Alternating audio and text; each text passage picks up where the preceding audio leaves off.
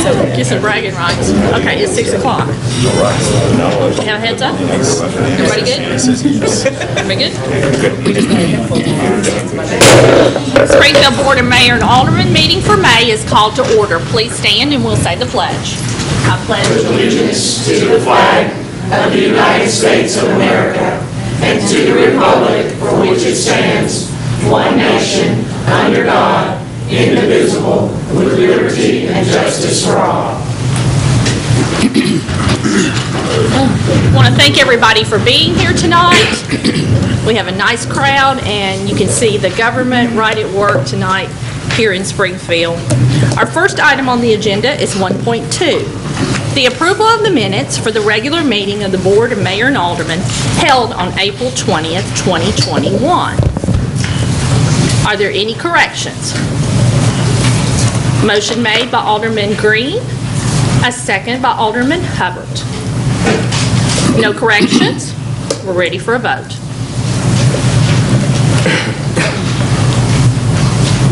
Anyone like to change their vote? Please record the votes. Motion passes 6-0. Thank you. We'll move on to our legislative portion of our meeting. Mayor. Sir. Motion to make. As we see, we have a room full tonight of citizens that are here for what I would assume the main item to be 3.7 under the administrative part of our agenda. 3.7, okay. To save them some time, because I'm sure they don't want to sit here and hear us ramble on, I make a motion we move 3.7 under the administrative to this part of the agenda. Okay. Hold on. Okay, a motion was made by Vice Mayor Harris and a second by Alderman Hubbard. We're going to take just a brief second, so Ms. Brickles, okay, Ms. Brickles has got it in. What's wrong? Okay, any discussion about moving this item up on the agenda? Am I allowed to vote on this part of it, or should I just abstain? Okay. Good question. Her reason. Does she have to state her reason? Yeah. She need to state now. Yeah. So I have to abstain from voting for Bransford tonight because I am the fundraiser for Bransford, but I will say that I very much believe in Bransford. Thank you guys so much. Thank you, Alderman. Any discussion? We're ready to vote on moving it up. Anyone like to change their vote? Please record the votes. Motion passes 5-0 to 1. Thank you. Okay, so we will discuss 3.7.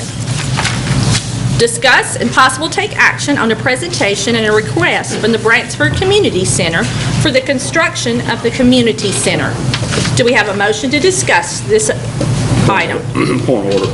Sir? His computer's not dead. Mine has too. Hold on, we got some technical difficulties.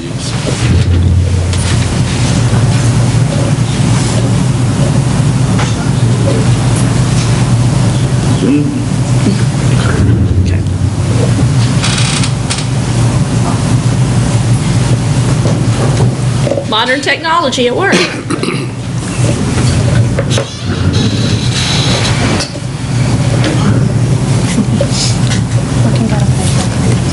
Okay. Did you fix it? Okay. Everybody's good? Okay. No more discussion? I mean, I'm sorry, I forgot where I was. There's a motion by Alderman Hubbard and Alderman Green to discuss. We are ready for our presentation, and I think that Pastor Robert Gardner is going to come to the mic and do the presentation, if I'm correct. Long time no see, sir. Yes, it has. You're used to sitting at this first table, and it's kind of odd to see you back there.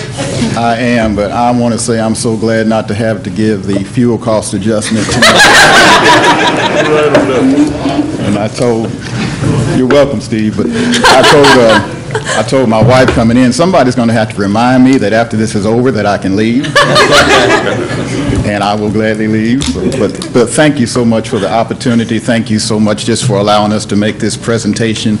We have a beautiful presentation, PowerPoint. We do not have it tonight because we just wanted to keep this very short and simple, and I just wanted to kind of lay out the groundwork for where we are, where we have been, where we're going, that type of things, and just open it up to any questions. So just in a nutshell, first of all, I'd like to say thank you to this board, and also thank you to the Bransford board, and if we can get the Bransford board to all stand up. They are, most of them have these beautiful yellow shirts on.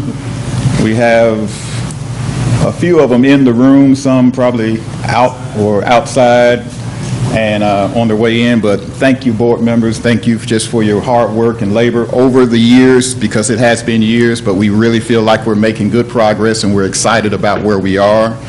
And just as a brief update of the project, we have, as you know, met with the community thanks to the help of the city, who has helped hold surveys to assess the needs of what the city and the residents of Springfield, Tennessee would like to see in a community center. And we have taken that data and we've compiled that data with the help of the city's architect and the help of our board, and done a needs assessment and come up with some programming for the center.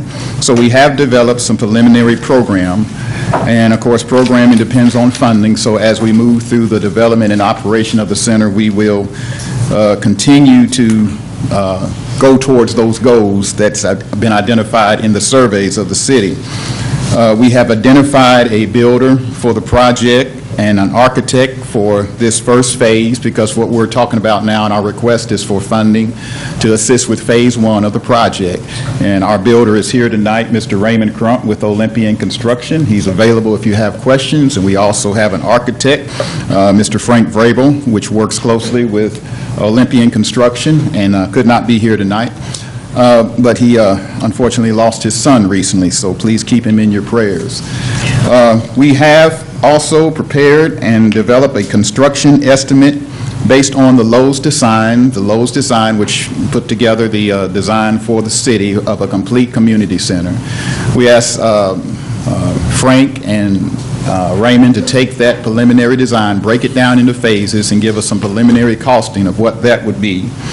And the total for that, if you need it, I'm not sure if you have it, was somewhere around $4.2 million. I think about 4.2, 4.3 for the complete design, for that complete building, including the site work for those 3.5 acres that this building would be placed on. Would not include anything to be developed in the lot behind the track that we're talking about tonight. But we have done that, and the construction estimate is complete, and hopefully if you need a copy of it, we can get you a copy of it, but it's very detailed. This is what an actual builder would build this building for today. So we're very confident in that. We are very active in our capital campaign, thanks to Lisa Arnold and Small Town Startup. They have done a fabulous job helping us raise money for this project, and we have raised over $100,000 for this project through efforts like the Big Payback. The Depot did a great big fundraiser for us, and the First 48. For those of you that were with us back a year or so ago, the First 48 group did a marvelous job raising funds for this project. We have a lot of community groups and just well-wishers that really have helped and assisted to volunteer and raise money for this project. So we're very thankful to all of those. But we're still actively raising funds, actively campaigning. We have applied for and are probably weeks, if not days, away from officially receiving our 501c3 tax exemption from the IRS. All the application and paperwork is in place for that. And as you know, Greater Faith Community Action has been kind of the incubator for this project until it takes a life of its own, but we are kind of the incubator, but we really want the Bransford Community Center to be the Bransford Community Center. We believe and know that this project is going to be a beautiful addition to the city of Springfield, and it's going to help a lot of people. As the Bransford Pride After School program that has been in existence since 2014 has really helped a lot of kids, grades K through 5, and it's been a beautiful, Carolyn Woodard, who is also with us today, has done a wonderful job, her and the teachers there and the staff of the Bransford Pride, of just changing lives and just I always say we are preventing criminals. And I know that's a crude way to say it, but there's a daycare that's opened up right down the street from our house, and I saw on the sign of the daycare that it's so much easier to create strong men from babies than it is to rehabilitate grown men. So we are taking young lives, and making them and giving them an opportunity to see something different that could be foundational in their success. I'm not going to go into a lot of detail because all of that you can see on the Bransford Facebook page and the Bransford website, but we have a long history and a good track record of the programs that we have run and the ability to continue to operate and run a program. So we're excited about that. So we are active in our capital campaign, and we have applied for our 501c3, which we expect to receive very soon. We have developed a vision and a mission statement for this project, and I'll give you this in a nutshell. The acronym for our programming is called REACH, R-E-A-C-A. The acronym means R for recreation, E for education, A for arts, C for community access, and H for human services. And our mission is to honor the legacy and enhance the quality of life for today and tomorrow. Our vision is to foster inclusive community participation by providing an environmentally sound facility for arts, education, recreation, and locally based human services to increase the opportunity for personal and collective growth of our community. That sounds like a great big goal, and it is an overachieving goal, but we believe we can achieve it. If we just do part of what we're talking about doing, we will definitely change a lot of lives. So we're excited about our vision. We are collectively unanimous that we believe in what we do. And the board itself has contributed a lot of funding, a lot of personal investment, and countless hours of time, man hours contributed to this project. We are absolutely dedicated to it and believe in its success. We have developed a 3-year operational budget. I'm not sure you have a copy of that, but I'd be glad to supply that if you would like that tonight. I can pass that around.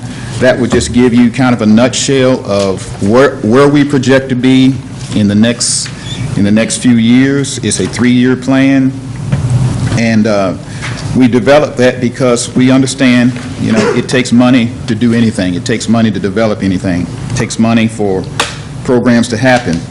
And so I will pass this around. So just to give you an idea, I didn't have any copies with me that I can lay hands on. But our operational budget is based on what we are doing today. As you know, our Bransford Pride after-school program is funded from the Tennessee Department of Education Lottery for Education funding. We get anywhere between $70,000 and $75,000 a year from the LEAPS grant. The LEAPS grant, the amount of money we receive is only limited by what we ask for and the facilities that we have available to us. As you know, we are running the after-school program in the Bransford Elementary School. The Board of Education has been so gracious to allow us space in that building for the last 3 or 4, even 5 years, I believe it's been.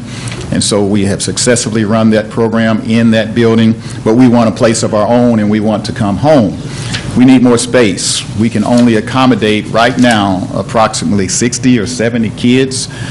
We can get funding for double that. We can get funding for 150 kids or more. There are programs in the state of Tennessee that have 200 children under this LEAPS program. So we're only limited by the space. We don't have anywhere for them to go.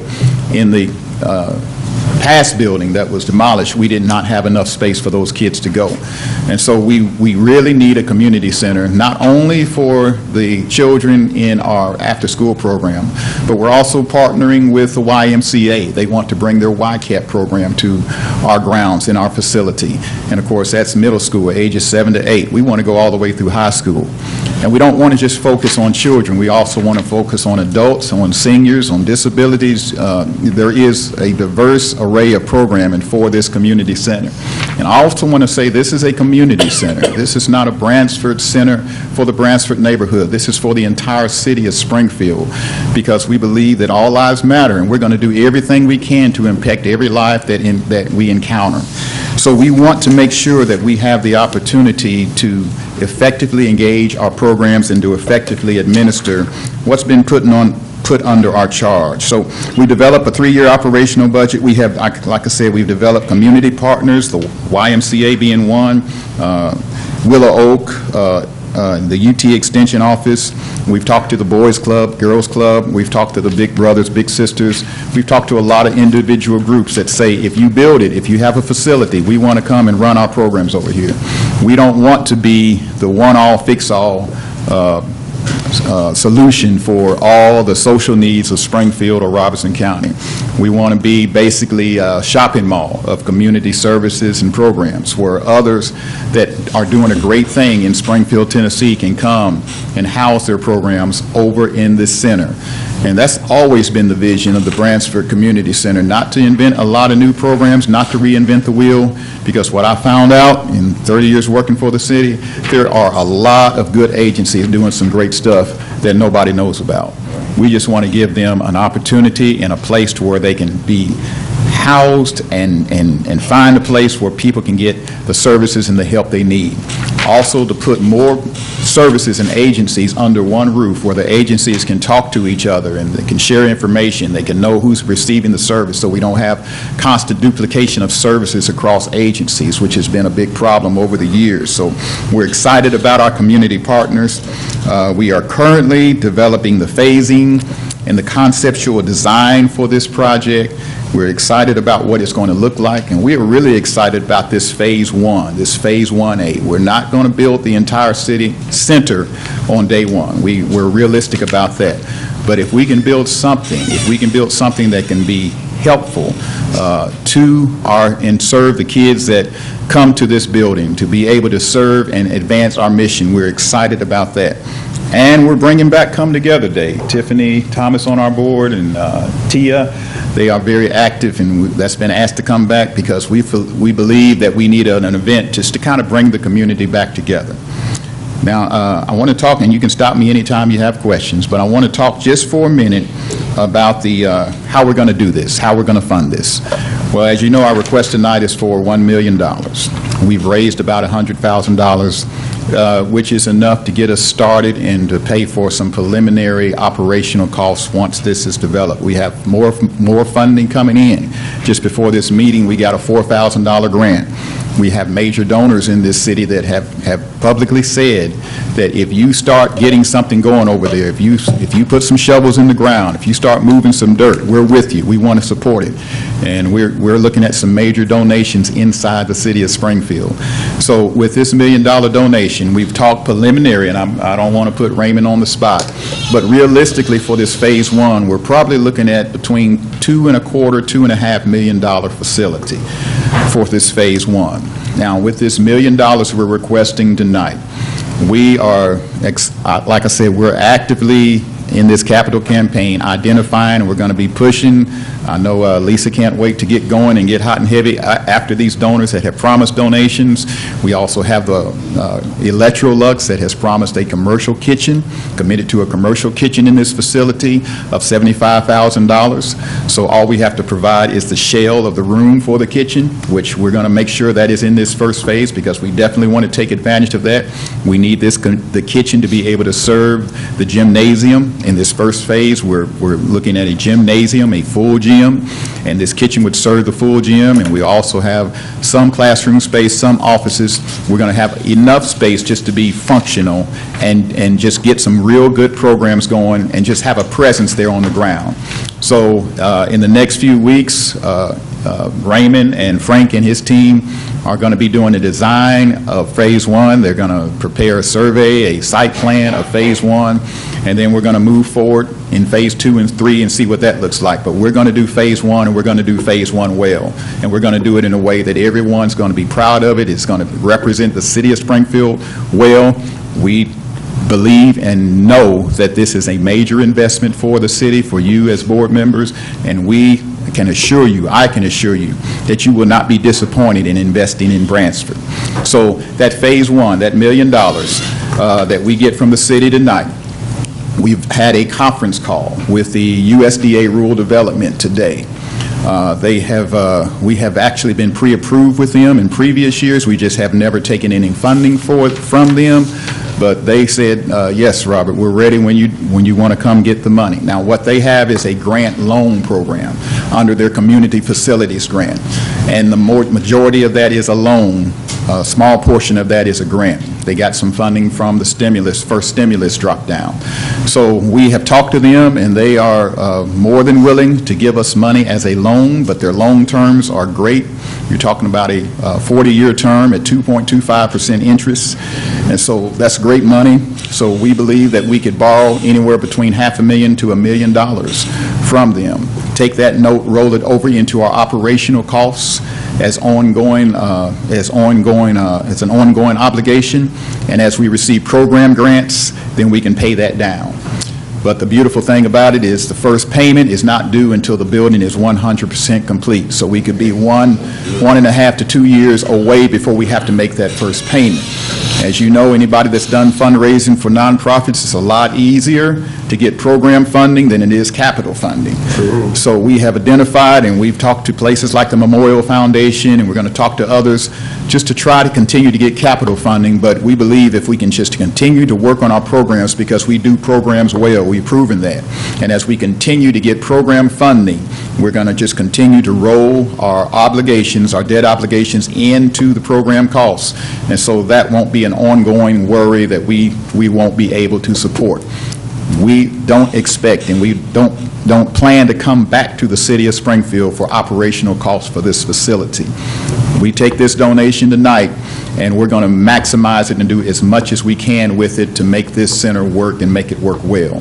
So between the $1 million that we're asking for you, between the $1 million that we expect to get from the USDA, and between the $500,000 that we know that we're going to raise because we have an aggressive campaign, and we have some willing partners and funders, that we believe that we can actually get that money, and we can get it before this year is done.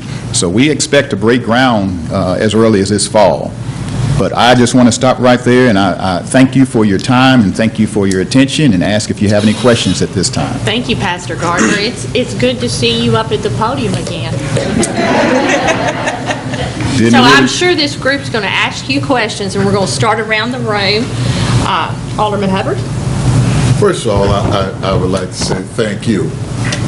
And definitely, I believe in Bransford, and I believe in the labor that you all have already produced. Certainly, I'm behind it 110%. I've always wanted a community center in this town. And so I'm for it 100%. Thank you. Might put a little stipulations on how we're going to handle this $1 million, but I'm really for it, okay? And I want to congratulate you. I'm glad the energy is up. I mean, because I used to swim in trying to prevent homicide and criminal behavior. So I know the importance. So thank you, staff, and just, we're going to work with you. Thank you. I appreciate it. Alderman Trotter? Well, everyone know I'm 150, 200% for it. All I can say, the board has done their work. Lisa's done her work. All I could ask the other board members to do your work, punch the green button. Thank you, sir. Vice Mayor Harris? Robert, we're used to you being before this board as our electric director, but you've come tonight truly in the pastor titleship, because you started out saying you was going to be brief. So it leaves us to wonder what the real presentation is going to be when you get to that. I fully support what you're wanting to do in the community center. As we know, it's been on the budget of this board, I think, for the last 3 years consecutively, that we've had a $2.5 million matching fund out there. And knowing that when we did that would have to be done with money that we borrow. We are in the position to, somewhat, I guess you would use the term, gift this money at this point, which sheds a whole new light of what the city has to do and doesn't have to do when we borrow money. So we don't have to be in the day-to-day operation. I asked Mr. Martin if he will explain exactly how this would come about if we approve this tonight, how it would be handled. as far as the money, where it's coming from, how it's going to be done. Okay, so if you all approve this tonight, then the next month, you would amend, we have an FY21 budget amendment that's on second reading tonight, and you would amend that next month, or it's on first reading tonight, I'm sorry. You would amend that next month on second reading to include this money. We would do it in the current year budget. Where the money's going to come from is our reserve balance, okay? And that's what, and Mr. Harris, you were just alluding to, and there's the conversations that Robert and I had, because he understands how city funds work and how complicated that can be. The truth is, where this money's coming from is we've had a really good sales tax year. We budgeted very conservatively last year because of COVID, and we anticipate coming in about $1 million, just shy of $1 million, our forecast, over expectations. That's both local and state sales tax. So that's where the money is going to come from, and so that will help offset. Now, we did budget to balance the budget out of reserves last year. So you remember, so well, how does that work? Because we did have a shortfall, what we budgeted last year as far as revenue versus expenditures. But expenditures are looking good too. I looked at those again. I've looked at them the last couple of weeks. Our April financials were out today, and I feel comfortable about where we are and being able to afford this, and it will be exciting to get something finally built under there. But this will be based on construction cost. It's not. So that would be the recommendation, that we would set aside, if you all approve this, to set aside the $1 million, similar to what we do with the airports. Generally what the city does when we're going to fund something for capital, when the city contributed to the terminal at the airport, is to set aside the money and pay construction invoices, essentially. So it's not just a gift of a check. No. Oh, no, and it wouldn't be, and Bransford, the Bransford Community Center, Greater Faith, wouldn't be out the money either. They would submit the invoices to us. I believe that's what the airport, how that worked with the airport, and so we would pay those invoices directly. Okay. Other questions, Mr. Harris?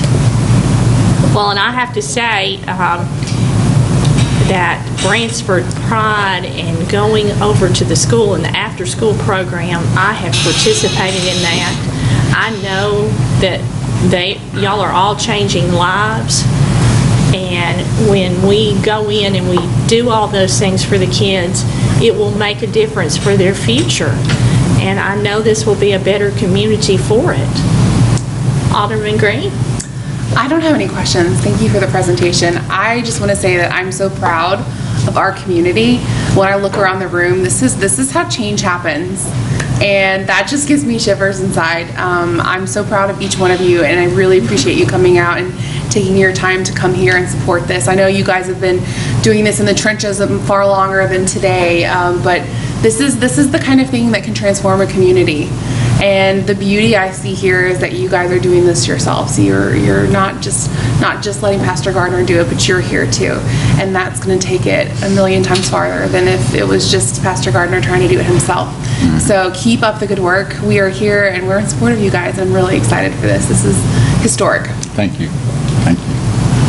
Yes, sir. And to echo what Emily said, all of you have worked very hard to bring this to where this is today. And also, I don't want to get in trouble with the city attorney, but also the grace of God. Yeah, absolutely. I don't want to steal Mr. Trotter's thunder. This is your award. You should make this motion, but I'd be more than glad to second it if you wish. I'll make a motion that the city give the Bransford Board and the Bransford Center $1 million. Second that motion. Okay. Motion's been made and the second has been made to give Bransford $1 million. With the stipulation that you work this out with. How we have to always do it as a city. And I think, and I hate to, Mr. Trotter, if you could rephrase your motion, we would have to technically give the money to Greater Faith. They're the 501c3 that's set up right now in care of Bransford Community Center. I mean, we would give the $1 million to Greater Faith. Second. And the Bransford Center. Okay. Any more discussion on the matter? We've talked about this for a very long time, and this makes me smile. Another comment, Yes, sir. and I'm gonna take my mask off. It's by the grace of God that we're here.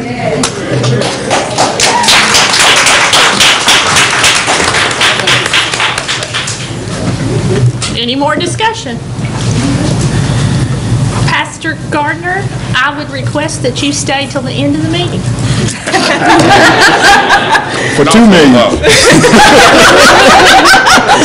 I know, That's a good call. Mr. Mayor, I know you said that everybody could leave after the vote, but y'all welcome to stay and see how city government operates as well. So is him staying part of the motion? So, I can't make, the mayor can't make motions. It's just a request I'd like to make of the pastor. Call for the vote. call for the vote. Ready for a vote?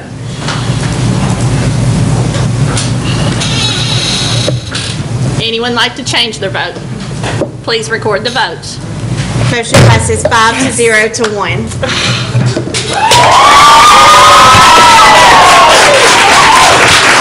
Don't ever say that the city government don't love you, okay?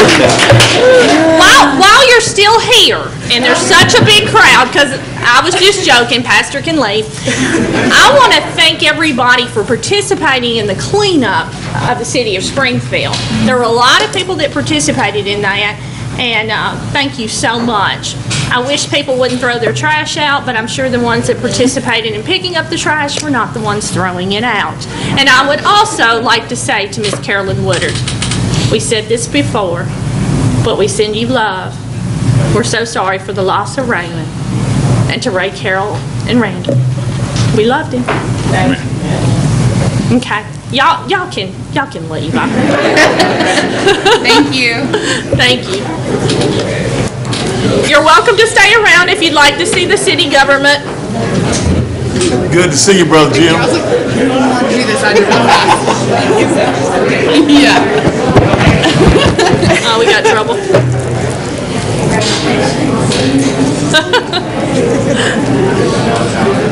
Oh, man.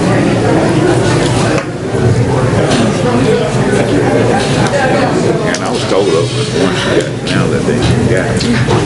When they committed. Okay, we'll move on with our agenda. Are we ready?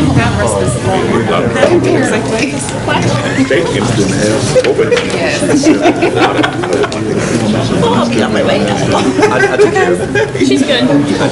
Okay. 2.1, discuss and possible take action on ordinance 21-03 on a third and final reading. An ordinance establishing a new fee schedule and calculation methods for the building permits. We have a motion by Vice Mayor Harris and a second by Alderman Trotter to discuss. Questions on our third and final reading? No questions? We're ready for a vote. Anyone like to change their vote? Please record the votes. Motion passes 6 to 0. Thank you.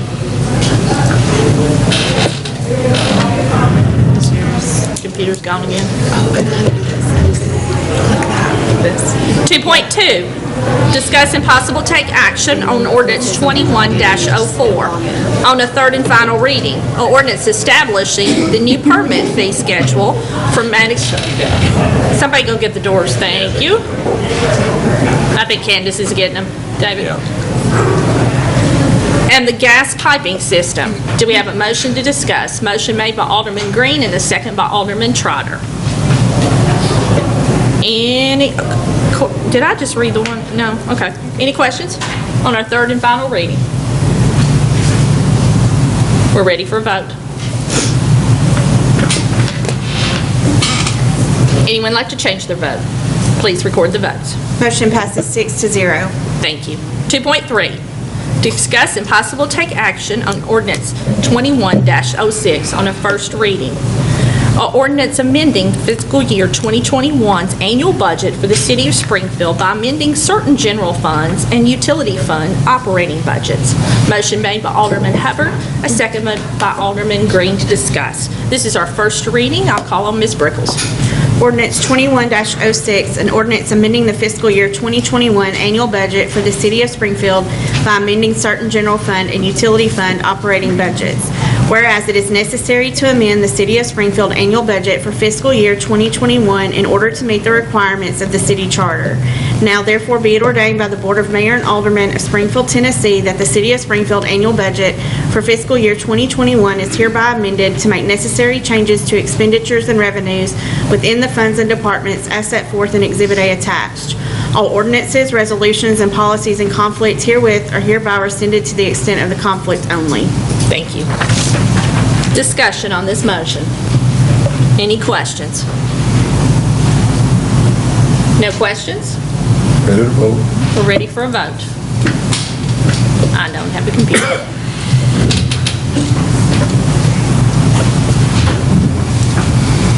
Anyone like to change their vote? Please record the votes. Motion passes 6-0. Thank you. 2.4. Mayor, Sir.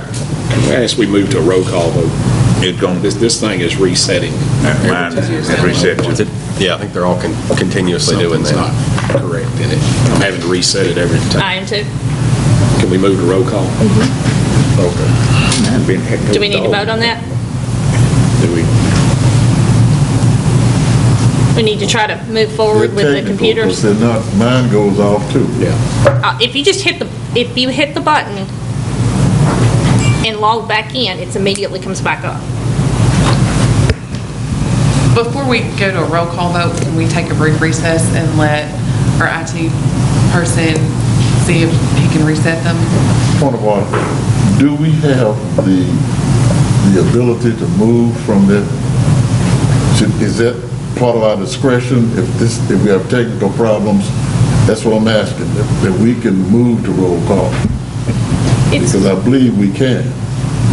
Because now this is part of our technical record. That's why I'm going to ask that we make one more last-ditch effort to reset these before we move to a roll call. Request 5-minute recess. Okay. We'll take a 5-minute recess. Do we need to vote on that too? Okay. Like you said, when you push it, it comes out. Yeah, it comes right back. Please don't. Yeah. Our meeting is called back to order.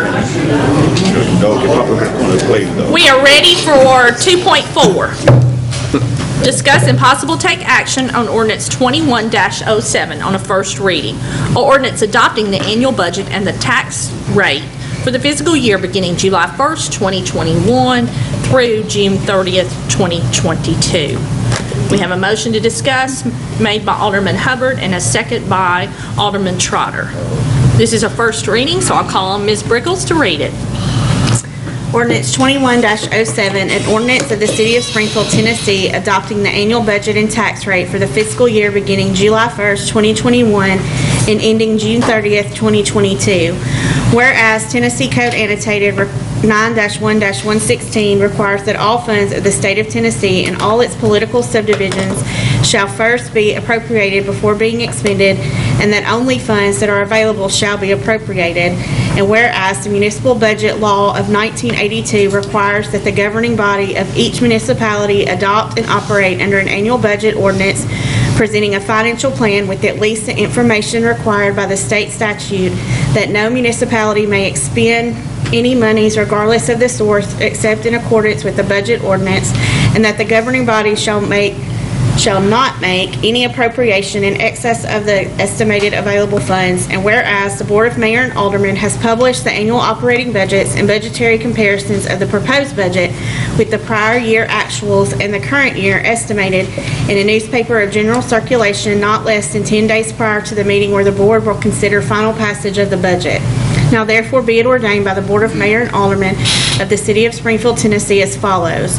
The governing body projects anticipated revenues from all sources and appropriates planned expenditures for each department, board, office, or other agency of the municipality, herein presented together with the actual annual receipts and expenditures of the last preceding fiscal year and estimated annual expenditures for the current fiscal year. And from those revenues and unexpected and unencumbered funds as follows for fiscal year 2021, and including the projecting ending balances for the budget year and actual ending balances for the most recent ended fiscal year, and the estimated ending balances for the current fiscal years as set forth in Exhibit A attached. At the end of fiscal year 2021, the governing body estimates fund balances or deficiencies as set forth in Exhibit A attached. The governing body herein certifies that the condition of its sinking funds, if applicable, are compliant pursuant to its bond covenants, and recognizes that the municipality has outstanding, bonded, and other indebtedness as set forth in Exhibit A attached. During the coming fiscal year 2022, the governing body has planned capital projects with proposed funding as set forth in Exhibit A attached. It is reasonably expected that the municipality will reimburse itself for certain expenditures made by it in connection with the planned capital projects through the issuance of debt. This ordinance shall be placed in the minutes of the governing body and shall be made available for inspection by the general public at the office of the governing body. This ordinance constitutes a declaration of official intent under Treasury Regulations Section 150-2. No appropriation listed above may be exceeded without an amendment of the budget ordinance as required by the Municipal Budget Law of 1982, TCA 6-56-208. In addition, no appropriation may be made in excess of available funds except to provide for an emergency threatening the health, property, or lives of the inhabitants of the municipality and declared by a 2/3 vote of at least a quorum of the governing body in accordance with Tennessee Code Annotated 6-56-205. Money may be transferred from one appropriation to another in the same fund only by appropriate ordinance by the governing body, subject to the limitations and procedures as set forth by the Board of Mayor and Aldermen pursuant to Tennessee Code Annotated 6-56-209. All resulting transfers shall be reported to the governing body at its next regular meeting and entered into the minutes. A detailed financial plan will be attached to this budget and become part of the budget ordinance. In addition, the published operating budget and budgetary comparisons shown by the fund with beginning and ending fund balances and the number of full-time equivalent employees required by Tennessee Code Annotated 6-56-206 will be attached. There is hereby levied a property tax of $1.0720 per $100 of assessed value on all real and personal property. This annual operating and capital budget ordinance and supporting documents shall be submitted to the Comptroller of the Treasury or Comptroller's designee for approval if the city has debt issued pursuant to Title IX, Chapter 21 of the Tennessee Code Annotated within 15 days of its adoption.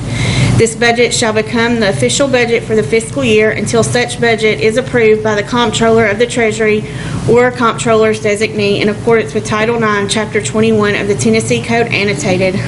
If the Comptroller of the Treasury or Comptroller's designee determines that the budget does not comply with the statutes, the governing body shall adjust its estimates or make additional tax levies sufficient to comply with the statutes or as directed by the Comptroller of the Treasury or Comptroller's designee. If the city does not have such outstanding debt, it will file its annual operating and capital budget ordinance and supporting documents with the Comptroller of the Treasury or Comptroller's designee. If for any reason a budget ordinance is not adopted prior to the beginning of the next fiscal year, the appropriations in this budget ordinance shall become the appropriations for the next fiscal year until the adoption of a new budget ordinance in accordance with Section 6-56-210 of Tennessee Code Annotated, provided sufficient revenues are being collected to support the continuing appropriations. Approval of the Comptroller of Treasury or Comptroller's designee for a continuation budget will be requested if any indebtedness is outstanding. All unencumbered balances of appropriations remaining at the end of the fiscal year shall lapse and revert to their respective fund balances. All ordinance or parts of ordinance in conflict with any provision of this ordinance are hereby repealed. This ordinance shall take effective July 1st, 2021, the public welfare requiring it. Thank you, ma'am. Could you read that again? I didn't get it out. Can somebody do a replay for him? I know that was a lot to read, but it is different than we have done in the past. We used to talk about all the numbers in that, did we not? We did. And I want to say, during our budget session that we had, I want to thank Mr. Martin, Ms. Tidman, and Ms. Crockett, and all the department heads for what you've done to make this budget. I know you worked very hard, and it's been a year that we've had a lot of drastic changes. We didn't expect COVID, but we've weathered the storm, and y'all have done an excellent job, so I just want to publicly thank you all for what you've done. Any questions on the budget? Sir? Mayor, and certainly they have done an outstanding job getting it together. When we met in our budget meeting, what was it, 2 weeks ago, 3 weeks ago? Yes, sir. The budget had already been set into place, and some discussion was had that night. As a city, we have a lot in front of us. We're facing a lot of money that's going to have to be spent, and I pick on Terry all the time about him being in the principal's office, but he's got a lot of weight on his shoulders. He does. There's a lot going on in the wastewater department. I think they've done an excellent job with what you've got to do. We are faced as a city that we're going to have to build a new wastewater plant, and that's not going to come at a low expense. We're told between $25 and $35 million, and it very well, by the time it comes around, could be $40 or $45 million. And the only way that my understanding that we can pay for that is within the fund itself, and that comes from rates. When this budget was set, and I think it's the only thing in the budget that is actually increasing to our citizens, Mr. Martin stated that we really needed a 12 to 14 or 15% increase in wastewater fees, which is sewage fees, and he proposed in that budget that we try to keep it at 6% to keep everyone happy. The 6% that he has proposed, or they placed in the budget to increase, I think, to the average residents is going to make it increase $4.50 to $5 a month. Is that correct? Yes, sir. I would much rather see us as a board, even though we don't want to pay higher rates and we don't have to pay higher fees, I would rather see us go ahead and put that 12% in there and let that be a $10 increase to our average citizen. To me, I think it's easier, my opinion, that people can come up with $10 a month easier than they can with one big increase of $30, $40, $50, $60 a month increase that we're going to be looking at if we don't start gradually raising this along the road. So with that, I will make a motion to amend this budget that the wastewater rate increase 12% instead of the proposed 6% that's in the budget, which with the understanding it's only about another additional $4.50 to $5 a month above what's being proposed. Vice Mayor Harris has made the motion, and a second has been made by Alderman Hubbard. We kind of covered that in the... Well, and I want to reiterate for everyone that's listening to this and will watch this at a later date. This is an enterprise fund. General funds cannot be put into enterprise funds. True. And that is something that sometimes the general public does not understand. Mr. Harris is right, we have some issues that are facing us that we will not be in control of if we don't do something about it. I don't want my bill to go up. You don't want your bill to go up. Nobody wants it. But we are going to be forced to do this. We can do it, or the state can come in and do it. Any other discussion? Mr. Martin, did you get a second? Was there a second? Yes. Okay. Alderman Hubbard. Just to follow up so the board knows, because we did discuss this at the budget work session, that we had budgeted the 6% increase would have had about a $377,000 deficit in the wastewater fund. Taking that to a 12% increase will give us about a $58,000 surplus. So not as much of a surplus as we run in some of our other funds, but certainly not in we're in the good at that point. So that's okay. And yes, at the work session, for those that weren't aware, we proposed a 6% increase this year because that would have been manageable. But next year, I shared with you all that we would be looking at about a 25% or more increase based on what was looking at us next year. So the idea being that we shoulder more of the burden this year to take some off next. It's not something I'm sure any of us want to do. Any other discussion? We're ready for a vote on the amendment. Anyone like to change their vote? Please record the votes. Motion passes 6-0. Okay, we're back on the main motion as amended. Any discussion? No discussion? Hold on just a second.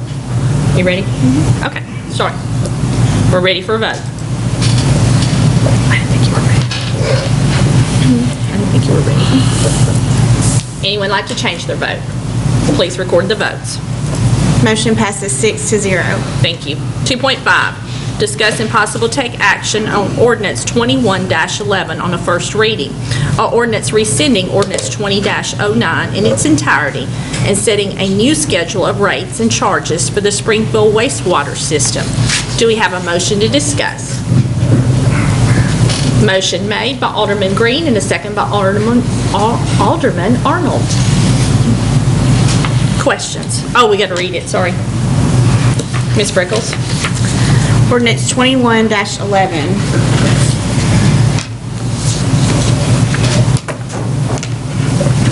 An ordinance rescinding ordinance 20-09 in its entirety and setting a new schedule of rates and charges for the Springfield sewer system. Whereas it has become necessary to increase sewer rates in order to pay for increased cost of operations, maintenance, and debt service, and Article 4, Section 13 of the Charter of the City of Springfield requires that the establishment of fees and charges be accomplished through legislative action, which must be exercised by ordinance. Now therefore be it ordained by the Board of Mayor and Aldermen of Springfield, Tennessee as follows. All direct retail customers shall pay a minimum monthly bill. The minimum bill shall include the treatment and collection of the first 2,000 gallons of discharge per month. The minimum monthly bill for each customer class shall be as follows. Residential city rate is $40.74, county $61.11. Small commercial using less than 24,000 gallons a month in the city is $62.54 and $93.81 in the county. Large commercial using greater than 24,000 gallons a month in the city is $104.15, $156.22 in the county. Industrial customers in the city, $415.72, county, $623.59. All customers shall pay a use rate based on the volume of wastewater collected for the treatment in excess of 2,000 gallons per month. The rate used shall be for each 1,000 gallons and any fractional portion thereof. The use rate for each customer shall be as follows. 2001 to 5,000 gallons for the city is $12.92 per 1,000 gallons, $19.38 per 1,000 gallons for county. 5,001 gallons to 20,000 gallons in the city is $11.17 per 1,000 gallon, $16.75 per 1,000 gallon in the county. 20,001 gallons to 100,000 gallons in the city, $9.50 per 1,000 gallons, $14.24 per 1,000 gallons in the county. Greater than 100,000 gallons in the city, $7.75 per 1,000 gallon, $11.63 per 1,000 gallon in the county.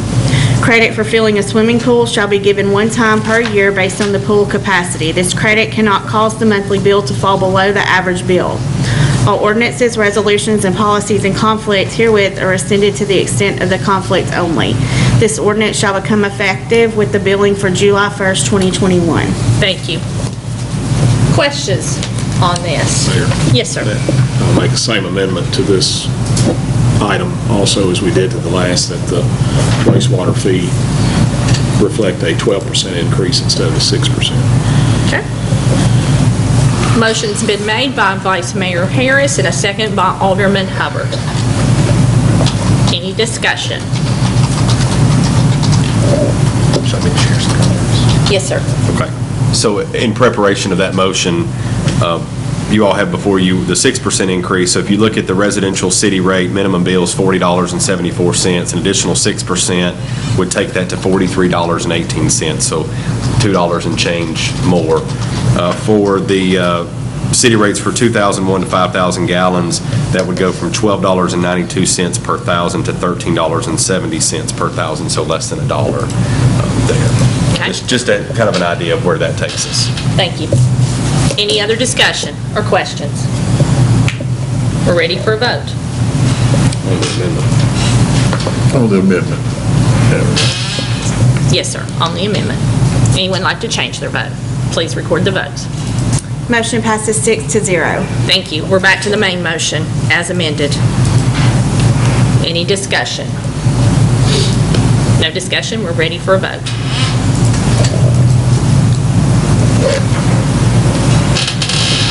Anyone like to change their vote? Please record the votes. Motion passes 6-0. Thank you.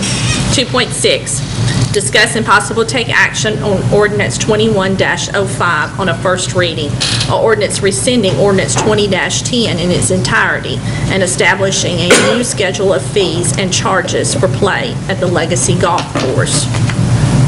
We need a motion to discuss. Motion made by Alderman Hubbard, a second by Vice Mayor Harris. Ms. Brickles, will you read this first reading? Ordinance 21-05, an ordinance rescinding ordinance 20-10 in its entirety, establishing a new schedule of fees and charges for play at the Legacy Golf Course. Whereas the schedule of fees and charges for play at the Legacy Golf Course was approved by the City of Springfield Board of Mayor and Aldermen through the adoption of ordinance 20-10, and whereas the board desires to amend the schedule of fees for the Legacy Golf Course upon the recommendation of Cornerstone Golf Partners Incorporated, and whereas Article 4, Section 13 of the Charter of the City of Springfield requires that establishment of fees and charges be accomplished through the legislative action which must be exercised by ordinance. Now therefore be it ordained by the Board of Mayor and Aldermen of Springfield, Tennessee as follows. The sections of fees for play at the Legacy Golf Course is hereby amended by rescinding ordinance 20-10 in its entirety and substituting a new schedule of fees to read as set forth in Exhibit A attached. This ordinance and schedule of fees for the Legacy Golf Course as set forth in Exhibit A attached shall become effective immediately upon final passage. All ordinances, resolutions, and policies in conflict herewith are rescinded to the extent of the conflict only. Thank you. I will say I've been out playing the Legacy Golf Course and it's in great shape, so thank you. Yes, sir. I'd like to add an amendment to that. I see we have a military rate. I'd like to make an amendment that law enforcement, retired law enforcement, and firemen be added to that. Second that. It's the same rate as the military. Can you hit your button? Is that for everybody, or is that just residents? I'll put a second. Just everybody. Okay. Give her just a second to type that in as an amendment.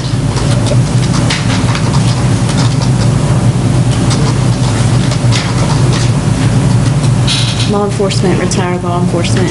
And firemen, retired firemen.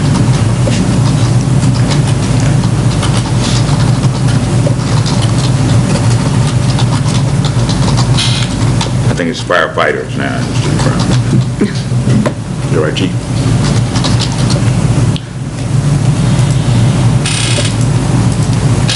Okay. We have an amendment on the floor. Any discussion? Yes, Yes, sir. being a former warrior, 82nd Airborne type, they put their lives on the line like I put my life on the line. And so really we were brothers and protected and serving. So I support it. Okay. Thank you, sir. Any other discussion? Appreciate that. Okay. We're ready for a vote on the amendment. Anyone like to change their vote? Please record the votes. Motion passes 6-0. Okay, we're back to the main motion as amended.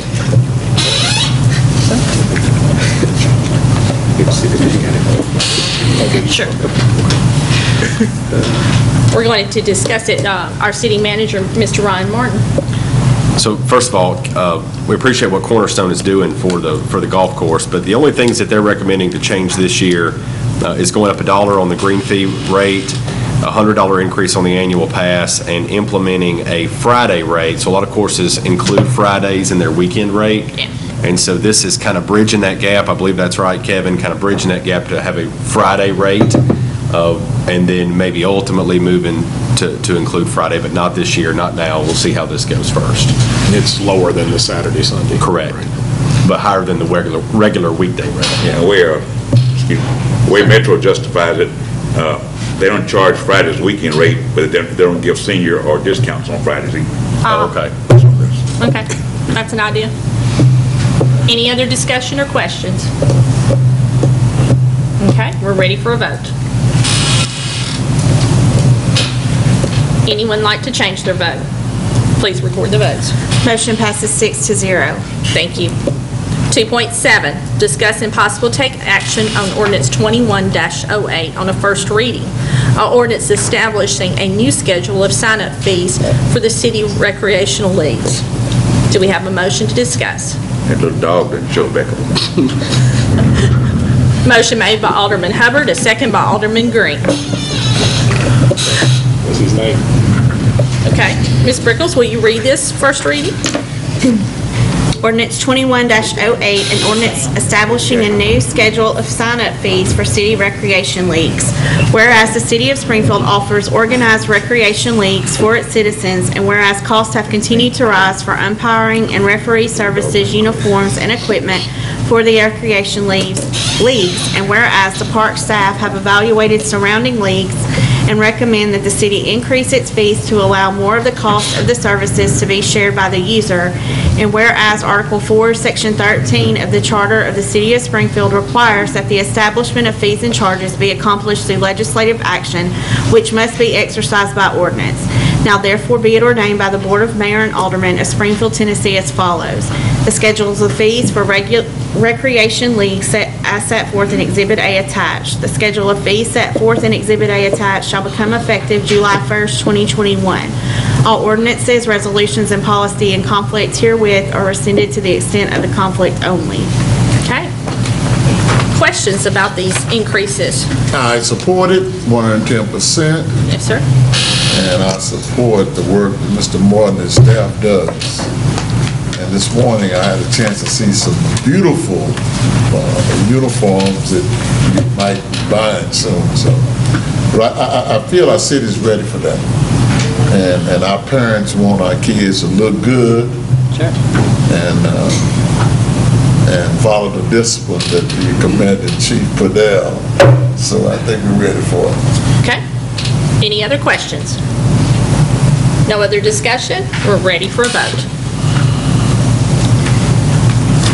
Anyone like to change their vote? Please record the votes. Motion passes 6-0. Thank you. 2.A, discuss and possible take action on ordinance 21-09 on the first reading. An ordinance amending Title 20 of the Springfield Municipal Code by amending Chapter 2 entitled Temporary Food Vendor Regulations. Do we have a motion to discuss? Motion to discuss by Alderman Hubbard and a second by Alderman Trotter. Ms. Brickles? Ordinance 21-09, an ordinance amending Title 20 of the Springfield Municipal Code by amending Chapter 2 entitled Temporary Food Vendor Regulations. Whereas the Board of Mayor and Aldermen passed Ordinance 18-15 establishing temporary food vendor regulations, and whereas it has become apparent that there's an inequitable situation between temporary food vendors and brick-and-mortar restaurants, and whereas the staff of the City of Springfield recommends that the temporary food vendor regulations be amended to establish additional rules regarding locations and hours of operations. Now therefore be it ordained by the Board of Mayor and Aldermen of Springfield, Tennessee as follows. Title 20, Chapter 2 of the Springfield Municipal Code entitled Temporary Food Vendor Regulations is hereby amended by amending Section 20-204 entitled Locations and Hours of Operation as set forth in Exhibit A attached. Title 20, Chapter 2 of the Springfield Municipal Code entitled Temporary Food Vendor Regulations is hereby amended by amending Section 20-206 entitled Mobile Food Service Permits as set forth in Exhibit B attached. This ordinance shall be effective on the date of adoption. All ordinances, resolutions, and policies in conflict herewith are rescinded to the extent of the conflict only. Thank you. I will call on our city manager, Mr. Ryan Martin, first. Okay, so I apologize. I thought I had uploaded for you all the highlighted version, which would designate the changes, but some of you may have compared it with our current food truck ordinance and seen what we're proposing. I'll run through those very quickly for you. So under 20-204 in your Exhibit A, there is a change to the private property section, which is A3, and that is going to require a 24-hour contact number with a written permission statement from the property owner. That is an issue that we've encountered that we suggest be fixed. Ms. Tillman's done a great deal of research on this and has seen, because a lot of cities were ahead of us on food trucks and encountered these issues before we did, and so that is one thing that was found that we can incorporate to solve an issue there. That way we can contact a property owner if there's a trespassing situation or if there becomes an issue. Under number 4, for the restroom use, we're adding that a written permission statement be notarized to avoid any forgery or something that's verifiable. And then we've added 5, 6, 7, 8, and 9. 5 is limiting operations to 2 calendar days per week at the same location with no more than 4 operations per week inside the city limits. Number 6, hours of operation 6 a.m. to 8 p.m. 7 is a mechanism because one of the complaints that we've been receiving is they're setting up close to brick and mortar restaurants and they feel a competitive disadvantage there, and so that establishes a proximity barrier to current eating establishments. Number 8 is no more than 2 at once, no more than 2 food trucks in one location, and then unattended food trucks, which you all know was another issue of ours. That's number 9. It was unattended. And then finally, in Exhibit B, it's the permit fee. The permit fee is proposed to move from $50 to $250. That is a little higher than some of our surrounding areas, but it's not too far out of line either. Okay. Thank you for that. Questions about this? Yes, sir. Okay, the ice cream trucks used to run through the neighborhoods. Can they still drive through the neighborhoods? Yes, so ice cream trucks were unaffected by these, any of the changes that we're making here, or proposing to make. So that $250 fee is presently at $50, is that correct? Correct. And that's for 1 year? That's for a calendar year, so if you get your permit in July, it still expires December 31st. We run ours on a calendar year, not an anniversary year. Okay, so if this is passed and goes into effect July the 1st, no one that presently has one has to pay that until next year? Because they were issued a permit through December. Okay. Good question. Other discussion? Ms. Arnold? I have a few questions. So first, when it comes to, say, special events where you're going to have multiple food trucks, you'd obviously have more than 2. Do they get a special permit for those events? So those would fall under our special event or parade permit ordinance, which is completely separate, because then you're probably talking about blocking streets or something like that, which is completely separate. There's also a food truck rally provision in our food truck ordinance if there was more than 2 of those. That's unaffected by. Now, I know that there is obviously one food truck park that's being proposed over on, actually they're both in Memorial, and then there's one that's closer to Memorial and Tom Austin that they're talking about, and it's just been talked. But I've had several people call me and ask, would there be some type of overlay that they would be able to get if they had a business that was designated to food truck parks, or how would that work? How would we still be friendly to the food truck park community and have multiple without having like a parade permit? So we don't currently have any sort of overlay or zoning classification that would designate that. I'm not sure. Mr. Brewer may want to speak to the zoning ordinance and how we would currently handle food truck permits. I think right now the food truck ordinance regulations, these temporary food vendor regulations, would control in the absence of those. So I'm not sure. I'm not aware of those proposed. I'm aware of one that might be a commissary, but I'm not aware of anything else about a food truck park. I've also been approached and had some conversations with individuals who are interested in that. It's something I'm very aware of being popular in other cities where they might have one central location, 5 or 6 food trucks that may there, and they sometimes might rotate out, but that's like a specific place that people go, and it has restrooms a lot of times. I mean, there's a lot of different things. I think it could be cool for the city to explore. I would hate to kind of put this in place and then be done with it, wash our hands, and to kind of lose out on that possibility. Yeah. But I also like that we have some things in here that definitely need to be addressed. So I don't know what like middle ground might be, but that's something that I would hate to preclude that possibility. I think we would probably, in my opinion, go with this and then do something for somebody that's going to actually have a building and do something where they have central locations of restrooms. It's going to be there all the time. We're talking this is totally different what you're talking about. We would have to address that, would we not? Under a total different ordinance. Is that what we do? I think. I'm looking at Mr. Brewer. Will you come to the mic? We'll have our regulations too, and I'm going to see. Because we don't have anything that governs that. And it's a unique situation, certainly. Yes. Mr. Brewer. Yes. We could put it as conditional uses in certain commercial districts. We would have to add to Chapter 13 conditional uses for food trucks. We'd have to define the use. We'd have to define further within the zoning ordinance. All of this that we're talking about right now takes place in the municipal code. And so the things that y'all are suggesting would have to take place in the zoning ordinance. Well, I think it affects this, though. I think It does. it affects what we're doing tonight, because then we'd have a conflict between the zoning ordinance and the municipal code, which we've tried to rid ourselves of most of those conflicts. So I would ask sort of maybe more about that, what we're talking about, because are we talking about static location where trucks stay? Yes. More than... Some would be switched out, but typically it's between 5 or 6 is what I've seen at food truck parks, right?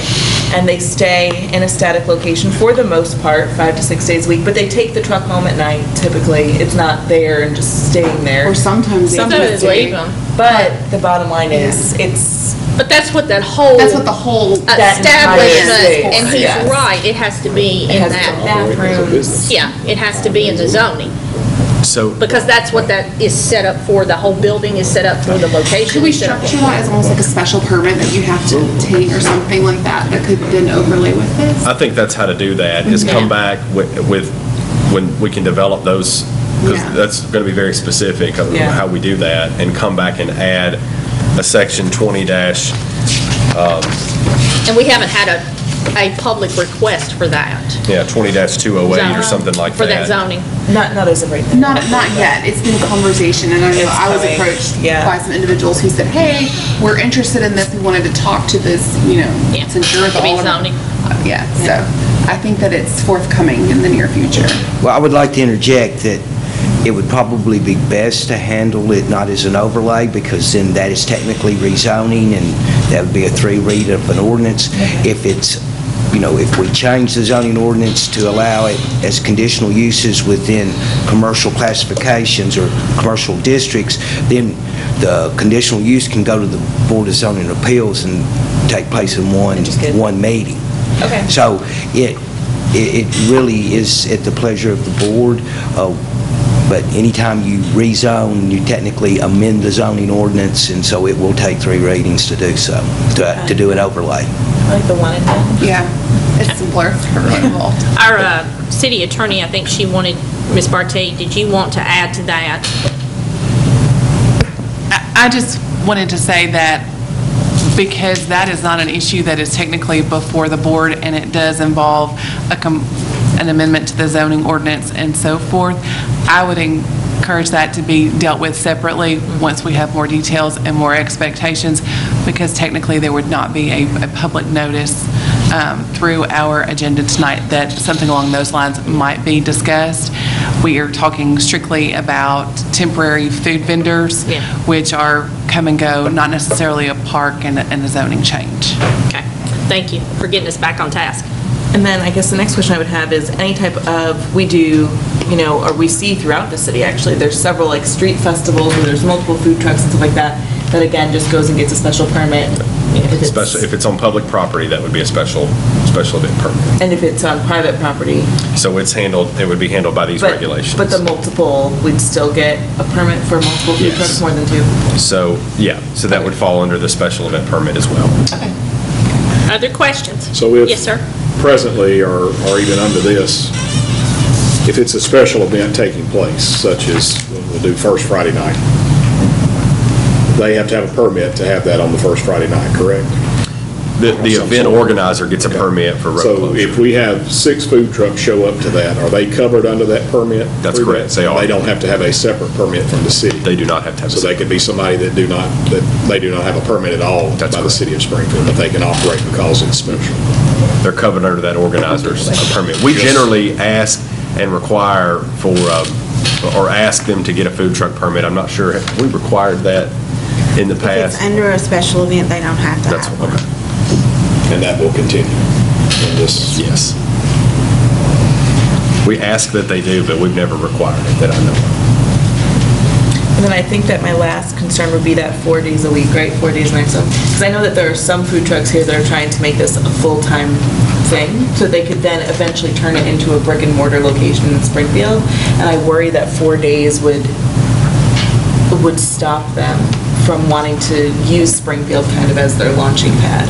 Is there any what was kind of the reasoning behind the 4 days? Why was the 4 days chosen? The 4 days is because of the inequity, and that's what kind of we heard from you all, Yes. and that's what we've heard from the public, is the inequity of people that have no interest in developing a brick and mortar store, that were setting up food trucks and leaving them there 7 days a week and establishing. So this was designed to close that loophole, and that would be my suggestion. This is a proposal based on what we've heard from the public, based on what we've heard from you all, but this is for you to kind of decide where we go with food trucks, in the city. And I think our suggestion would be to balance those interests, not be, we still want to be food truck friendly, but we don't want to not incentivize having a brick and mortar store when you can do it without building, and you can do it without utilities, and you can do it without paying a sales tax here, and you can do it without those things, because currently we gain almost nothing from food trucks. True. Yes, just the permit fee. Yeah. That's all we get.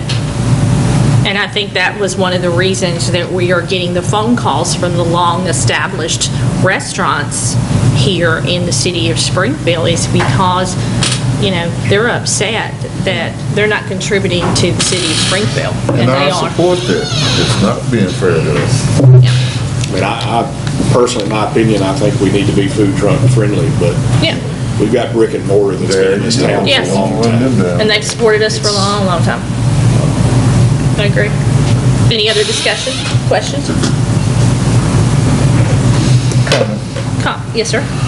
We have been really, in the last 5 years, working hard to get the brick and mortar. Yes, sir. And I'm not gonna call it name, but I saw some specialty food trucks come in. But I would much rather see a brick and mortar, we say like a Mediterranean cuisine. I'd rather see what's the name of this place a lot of folks go and eat, Mediterranean type of a restaurant, Olive Garden, somewhere of that nature. You see, yeah, we need to grow up, step up. But instead of having a specialty truck come in and just, So you want the Italian restaurant? yeah, because we had one that parked a long time, and now I think they left right across from Hardee's. I just have to put it out there. Yes, sir. And his specialty was Mediterranean. Yes, sir. I think he's moved. Other discussion before we ask for a vote? Do you have another question? Ms. Roney? No. Okay. Any other discussion? We're ready for a vote. Anyone like to change their vote? Please record the votes. Motion passes 5-1. Okay. Sir? 2.9, discuss and possible take action on ordinance 21-10 on a first reading. Ordinance amending Chapter 15 of the Springfield Municipal Code by amending Chapter 15 entitled Parking by the addition of a new section entitled 15-minute parking. Do we have a motion to discuss? Motion made by Alderman Hubbard and a second by Vice Mayor Harris. Ms. Brickles? Ordinance 21-10, an ordinance amending Title 15 of the Springfield Municipal Code by amending Chapter 5 entitled Parking by the addition of a new section entitled 15-minute parking. Whereas the Springfield Board of Mayor and Aldermen enacted Title 15, Chapter 5 of the Springfield Municipal Code establishing parking regulations, and whereas the city endeavors to support and promote economic activity and efforts to ease the transition and facilitate the curbside pickup model that many downtown merchants adopted, and whereas the staff of the city of Springfield recommends 15-minute parking spaces to be added to achieve this goal. Now therefore be it ordained by the Board of Mayor and Aldermen of Springfield, Tennessee as follows. Title 20 of the Springfield Municipal Code is hereby amended by the addition of Section 15-507 entitled 15-minute parking to read as set forth in Exhibit A attached, and is further amended by renumbering Chapter 5 entitled Parking to read as set forth in Exhibit B. All ordinances, resolutions, and policies in conflict herewith are rescinded to the extent of the conflict only. Thank you. I'm going to call on our city manager first before we discuss. So this is a little bit different than what we've done, what we've been doing, and it's a product of COVID, essentially. So during COVID, we allowed some of the businesses to put cones out in front of their businesses to kind of unofficially designate those parking spaces as pickup only. And there were several businesses downtown that we did that. And we had a lot of feedback from those business owners where one business owner told me a couple weeks ago that that's how we survived, was doing that. And so as we move, into a post-COVID society, that's something that had to go away. And we engaged into a discussion with the businesses, with the downtown merchants, of how to find a way, because pickup's not necessarily going away. Pickup is something that's here to stay, and we have a vibrant and growing downtown. More businesses are going to be opening, and so we want to promote that, and that's kind of what makes us who we are. That's part of our identity. And so the resolution that we kind of agreed upon to bring to you all was a 15-minute parking, 4 spots, so 2 to be placed on 7th Avenue and 2 spots to be placed on 6th Avenue to sort of take care of both of the clusters downtown of businesses that we have and allow those to be 15-minute parking. That does need to become part of the municipal code and effectively amend the 2-hour parking ordinance. And we would put signage. Mr. Moore's department would take care of the signage where we would designate those spots. We haven't identified exactly which spots, if you all approve this, on 6th Avenue. We're still studying that. We do know that we would place the first 2 spots on 7th Avenue off of Main Street, because those are most conducive to pedestrian traffic and kind of centrally located in that 7th Avenue, 7th and Main business cluster, as I refer to it. So this is something we certainly recommend. We got great feedback from our downtown merchants, and so we certainly recommend moving forward with this. Questions? Yes, sir. Yes, ma'am. We worked diligently, what was it, about 11 or 12 years ago to get that big parking spot off of 7th Avenue. And that would be good for people who want to shop to park there instead of really just hogging, the parking spots in front of the merchants and stuff, because we really want to keep that viability. So I support it. Okay. Yes, sir. I'm in full support of it. I guess my only concern that I have to it is, what if this turns into a violation problem? Is it going to create more work for Chief Head's department if this is being violated on a regular basis? I would hope that it would not be. Sure. But this 15-minute parking could turn into, how's it going to be enforced? So the community engagement officer, Officer Long, is primarily responsible for the downtown. He's a downtown business liaison. He's and working on when we ramp up our downtown enforcement for 2-hour parking, and so he would take on that. I believe, Chief Head, if you want to speak to it, you can. The 15-minute parking, but sure. If you end up with a bunch of violators, yeah, you're going to end up with a bunch of tickets and a larger court docket. A lot, things of that nature. So hopefully they won't. We saw really, we were very, very pleased last year with how people just accommodated the cones and didn't park when it said, for instance, Burdett's pickup only. Those 2 spaces that we kind of let them mark off there, it was completely unofficial. We weren't going to enforce that because that's not, but it's something under a state of emergency when, Governor Lee's executive order said you can't dine in, and that's the only way they survived. And so, so we saw a lot of cooperation from people downtown about that. We're hopeful for this. I think it'd be a great asset, too. And it's not just for the restaurants. Right. Yeah, It's for other shops. the retail shops there, too. Other discussion or questions? No other discussion? We're ready for a vote. Anyone like to change their vote? Please record the votes. Motion passes 6-0. Thank you. 2.10, discuss and possible take action on ordinance 21-12 on a first reading. An ordinance rezoning 3 parcels located in the 9th Civil District on 22nd Avenue East from R7 High Density Residential District to MRO Multiple Residential and Office Districts. Do we have a motion to discuss? Motion made by Vice Mayor Harris and a second by Alderman Hubbard. Ms. Brickles, this is the last one you have to read on. We have to get her oxygen tank. Ordinance 21-12, an ordinance rezoning 3 parcels located in the 9th Civil District on 22nd Avenue East from R7 High Density Residential District to MRO Multiple Residential and Office District. Whereas an application for rezoning was presented to the Springfield Planning Commission by Reyes Construction Incorporated, requesting 3 parcels, tax map 91G, Group A, parcel 38, tax map 91G, Group A, parcel 39, and tax map 91G, Group C, parcel 9. Of the tax maps of Robertson County, Tennessee, approximately 3.53 acres located on 22nd Avenue East be rezoned from R7 High Density Residential District to Multiple Residential and Office District. The Springfield Planning Commission has reviewed the application and voted with a favorable recommendation for this parcel to be rezoned to MRO with the dwelling unit density calculated at 3,800 square feet per dwelling unit. Now therefore be it ordained by the Board of Mayor and Aldermen of Springfield, Tennessee as follows.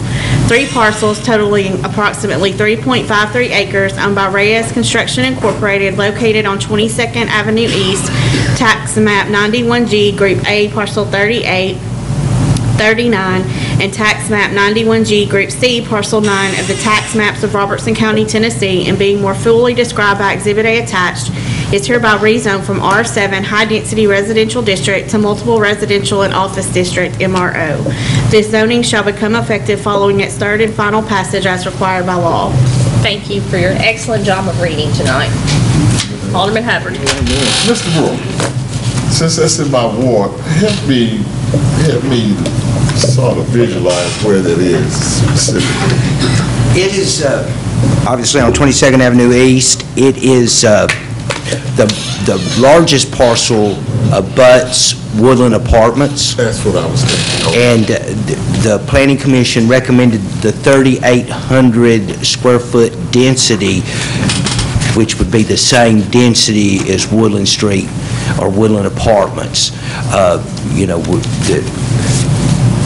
we're just seeing a lot of MRO requests of late. Question. Yes, sir. Will you explain, Mr. Brewer, to those that are watching, and then even for my information too, you just made the statement that we're seeing a lot of this MRO request. What exactly is this, if we change this to MRO, is it allowing to be done that cannot presently be done under the zoning that it is? I'm assuming more residences, is that? Yeah, yes. Case in point, R7. R7 allows a minimum lot size of 7,000 square feet. You know, you can be bigger, but minimum lot size is 7,000 square feet. One house on that lot. MRO presently allows a density calculation on the gross area of this particular one, 3.53 acres at 3,000 square feet per dwelling unit would have been approximately 51. At the 3,800 square feet density, it's 40. Units? 40 units, yes, sir. So it's increasing it by 11 units over what they could do now? Yes, we decreased it. Decreased from 51, which it could be a max of that, to at 3,000 square feet density per unit. 3,800 density square feet per unit brought it to 40. But under the present structure, it can only be one house. If it was R7, it could, that 3 acres, depends, they might be able to get, I'd have to do the calculations, but they could possibly get 15, 20 units on a cul-de-sac, maybe in that 3 acres at R7. Or it'll go to 40, under what you're proposing? It'll go to 40. There's not a limit on a multi-residential on one entrance. But that does nothing to change the tax structure. Oh yeah, it'll change his tax structure. You know, if he sells those, and that's his intent, is to turn those into townhomes that he sells. You know, his intent is probably to sell those around 300,000 plus. You know, so you're going to have 40 homes valued at $300,000 plus paying property taxes. Yes, sir. Mr. Trotter? So these will not be built for rental properties, will they? His intent is not to do that. Every time somebody comes to us that wants to do these MROs, just an MRO, we make it very clear that the board's intent is to develop home ownership within our community and not just rental units. Now, this is for the new stuff, the stuff that's already been zoned MRO. You know, we haven't We have a proposal in front of us right now that we're reviewing that's got 96 apartments on it, but it's a piece of property that has been zoned MRO for a while. Nothing against the person that's proposing this, but they state their intent. That doesn't mean that's what it ends up being, does it?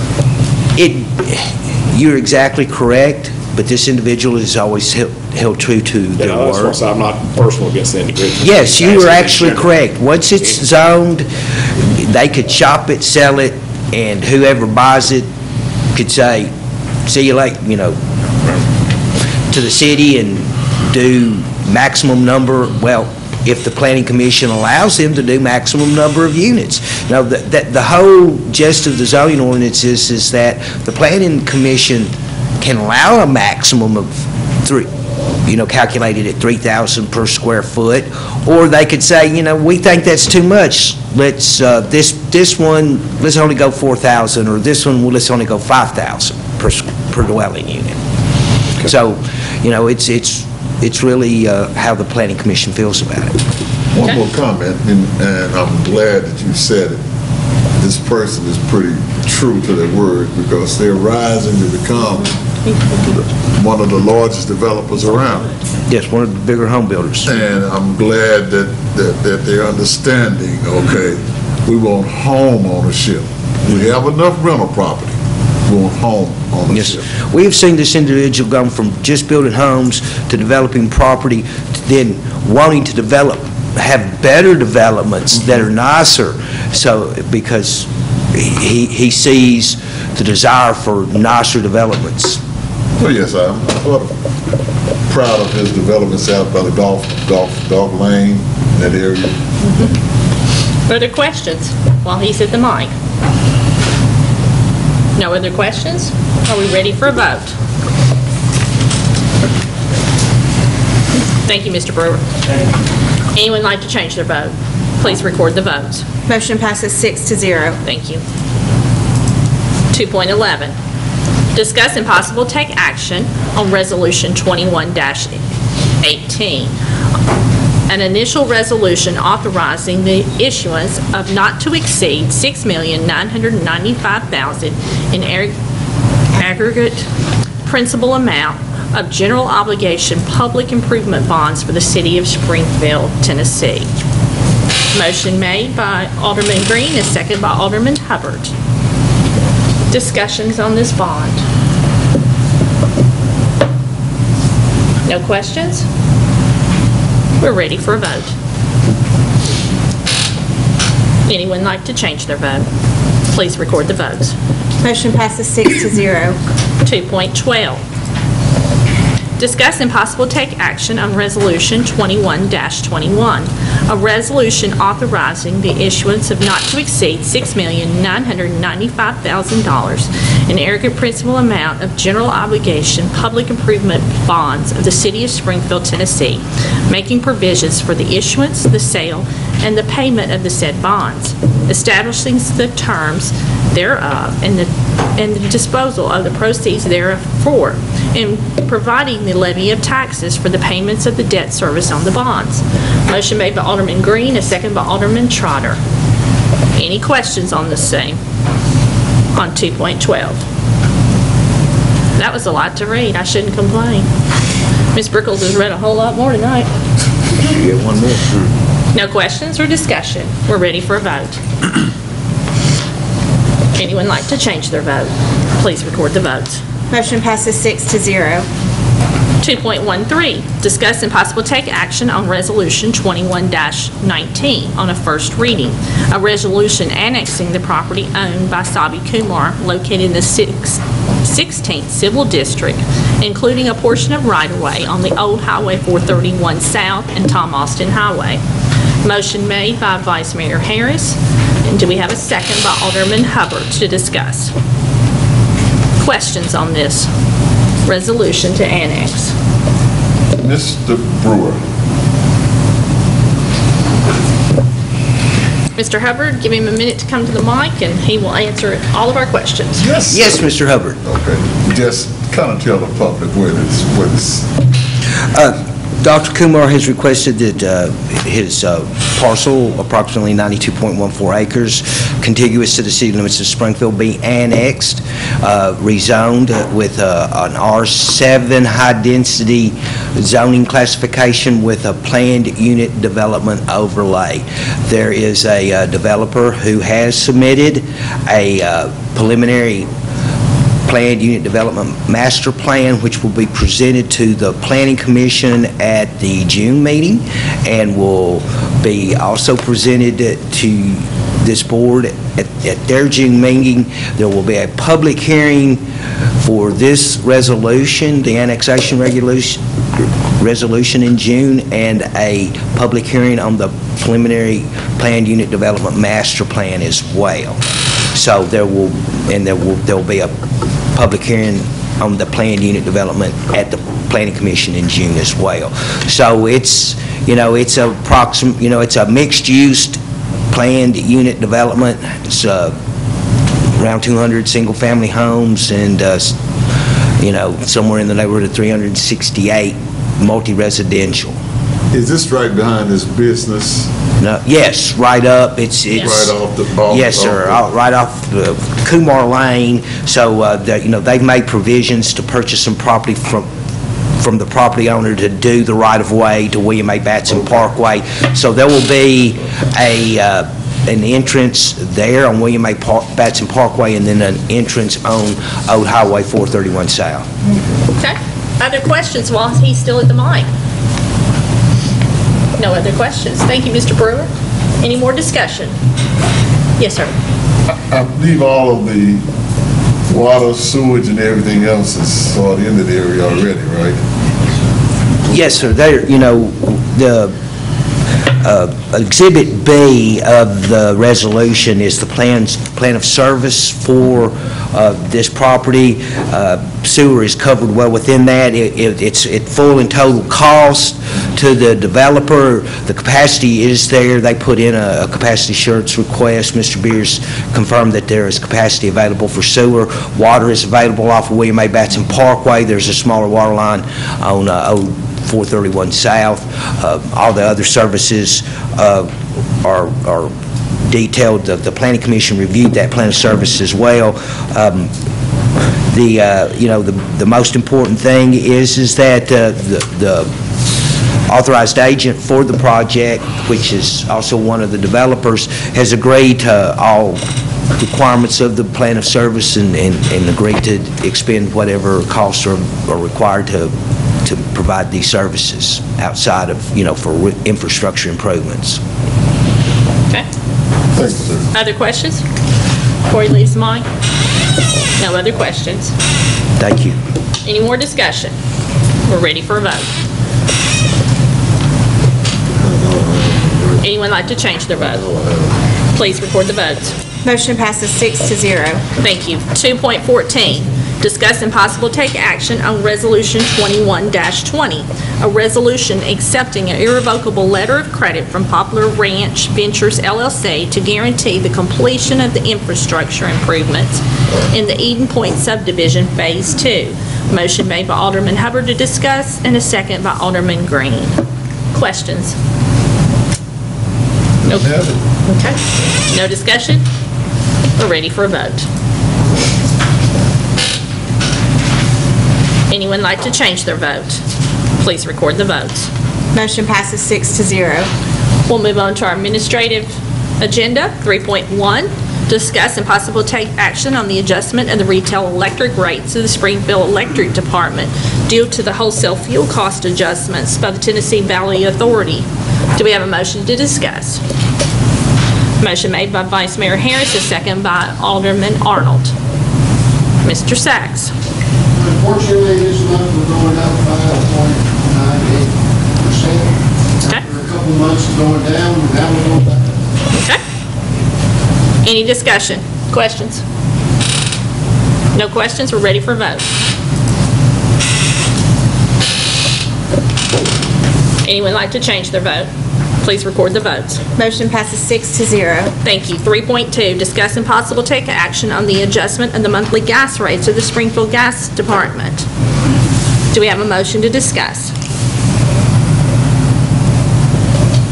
Motion made by Alderman Green, and do we have a second to discuss? Second made by Alderman Hubbard. Mr. Riddle. Purchase gas adjustments now 7.06%. Okay, thank you. This is the direction, Mr. Sachs, that we would like you to go in. Okay. Yes, sir. Hold on. Got one south. The blink again. Yours and my computers both are just going up and down. That little dog.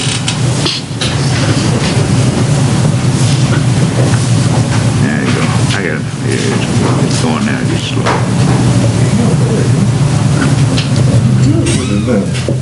Any discussion? No discussion? We're ready for a vote.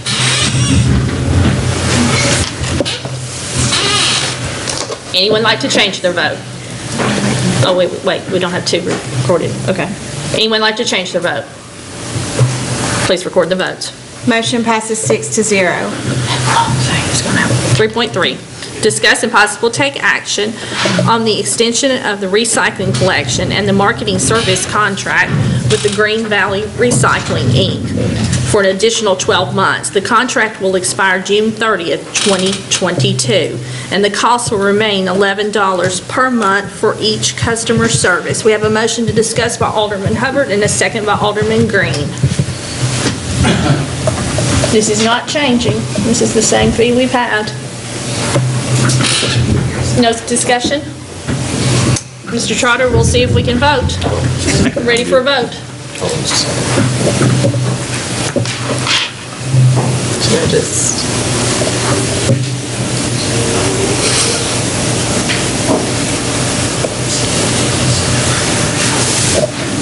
Mr. Trotter, it's happening to other people besides you and I. That little dog moving around.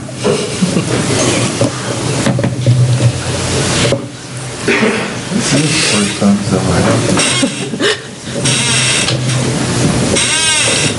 We'd like to go roll call. We already been here longer than an hour.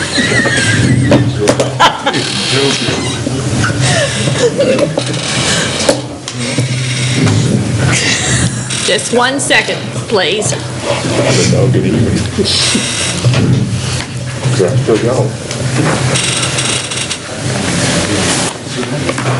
Now we know who got the dog out. I sure got. I'll keep going.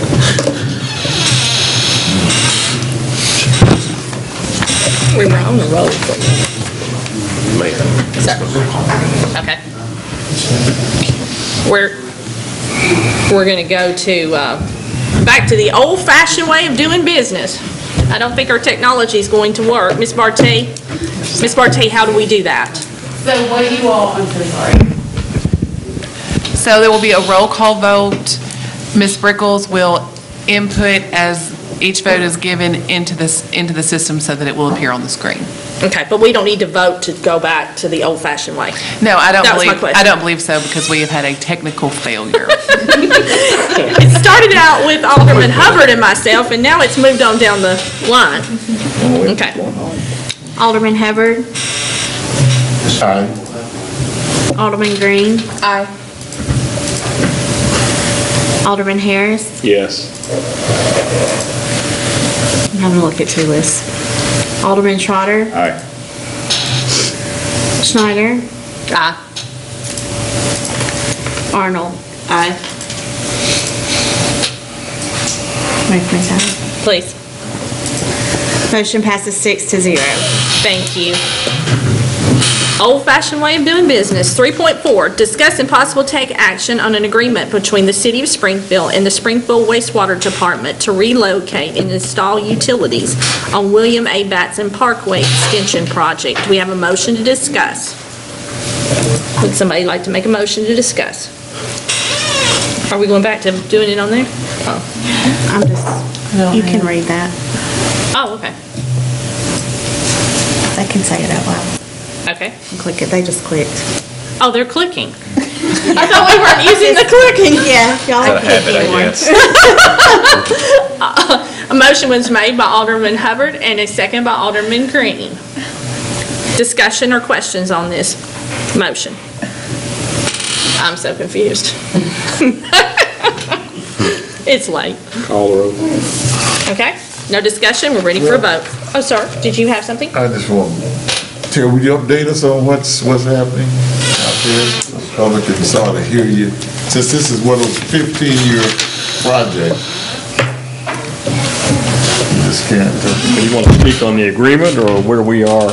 Where we are and we've currently gone through the design phase of our water and wastewater installation relocation. We're ready for that as soon as TDOT moves forward with maybe Mr. Moore know a little more than I do as far as that, but everything's set and ready for us to move forward whenever the roadway does start. Okay. Thank you. Any more discussion? We're ready for a vote. Hubbard. Aye. Arnold. Aye. Harris. Yes. Trotter. Aye. Green. Aye. Schneider. Aye. Motion passes 6-0. Thank you. 3.6, discuss and possible take action on the request from Alderman Hubbard to appoint Ray Carroll Woodard to the Adult Entertainment. Oh, okay. Let me back up. 3.5, discuss and possible take action on the agreement between the City of Springfield and the Springfield Water Department to relocate and install utilities in the William A. Batson Parkway Extension Project. Do we have a motion to discuss? So move. Thank you. Second. Thank you. Questions on this? No questions? We're ready for a vote. Harris. Yes. Schneider. Aye. Arnold. Aye. Trotter. Aye. Hubbard. Aye. Green.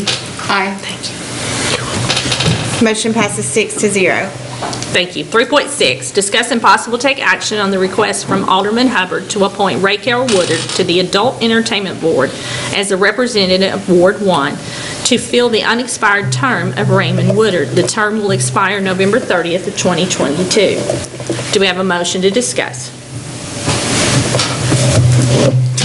Motion. I'll motion. Second. Okay.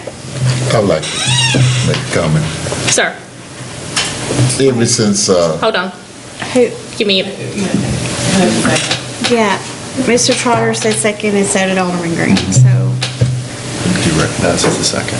Huh? Who did the mayor recognize as the second? I recognize Ms. Green. Okay. okay, it's okay. I just want to make a comment. Okay, it's okay. It's good. Sorry. It's good. We're back to an old-fashioned way, so.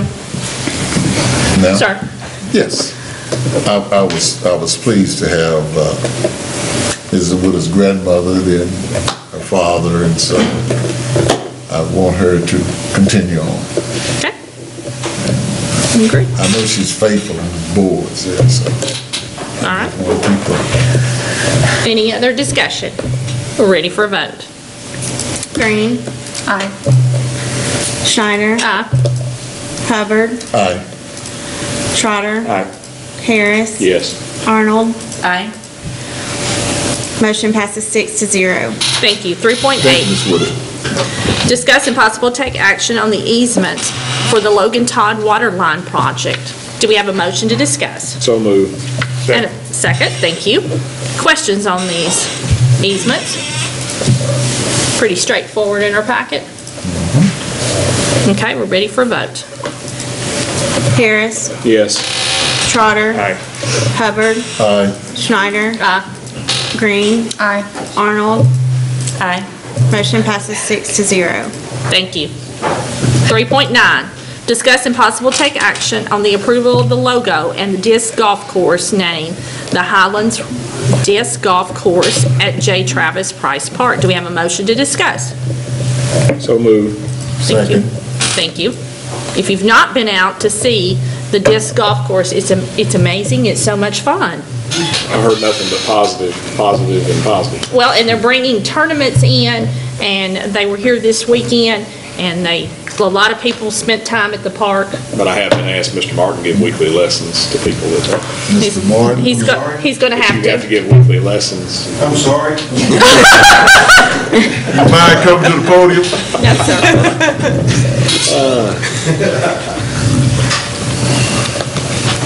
Did y'all have it? Yes, sir. designed? It's all in our. Yeah. Yeah, we've got it. It's So all in yeah, our- we did have a big tournament Saturday out there. We had 80 contestants. Lasted about 9 hours. It was a fundraiser, so next thing we're going to put up are the tee markers. Yeah, so that's where that money You went. can't show us how to play. Absolutely not. But we got a lot of people that will be able to show us. Any questions while he's still at the mic?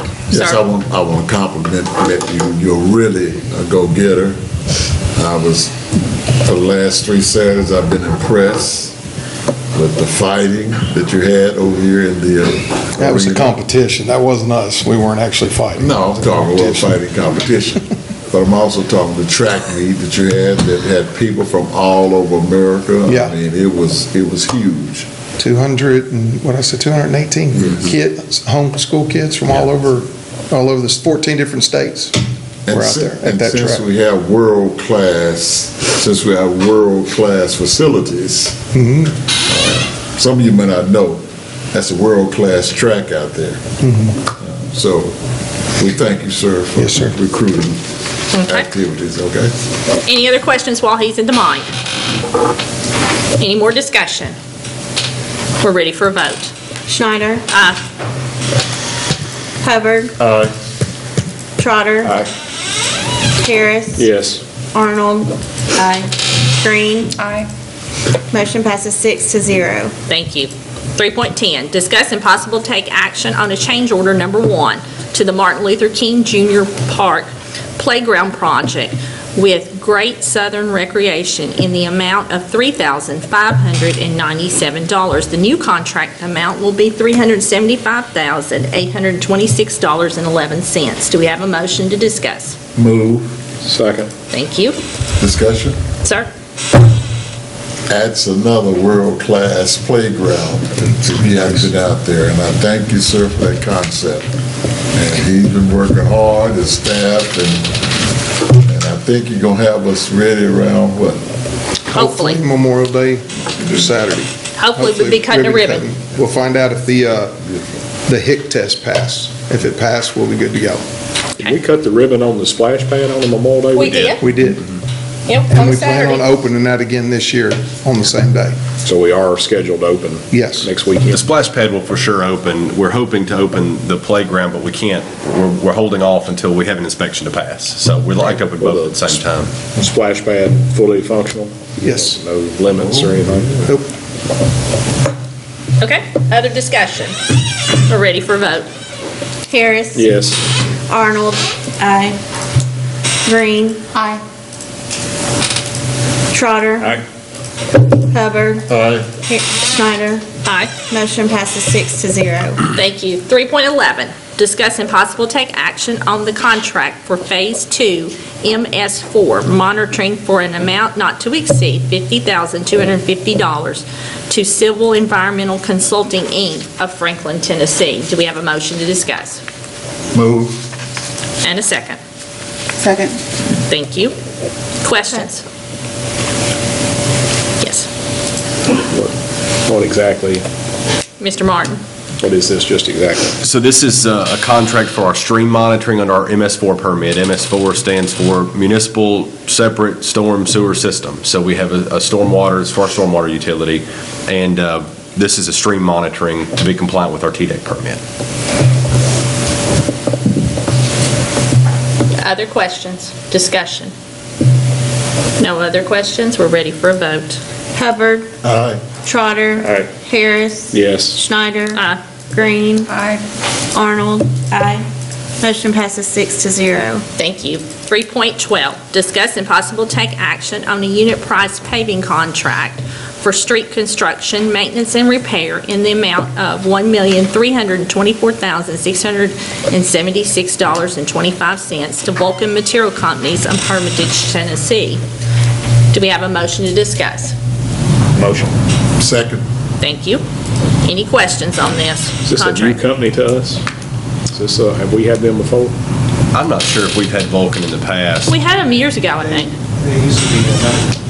Grab that mic. Pass that mic to him, I please. think we had them years ago. Welcome to the podium.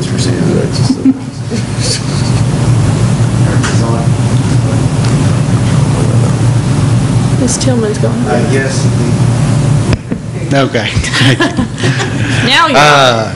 Yes, the city has had them before, but not under this name. This is actually the old company known as LoJack, but this is, I guess it's been about 10, 15 years.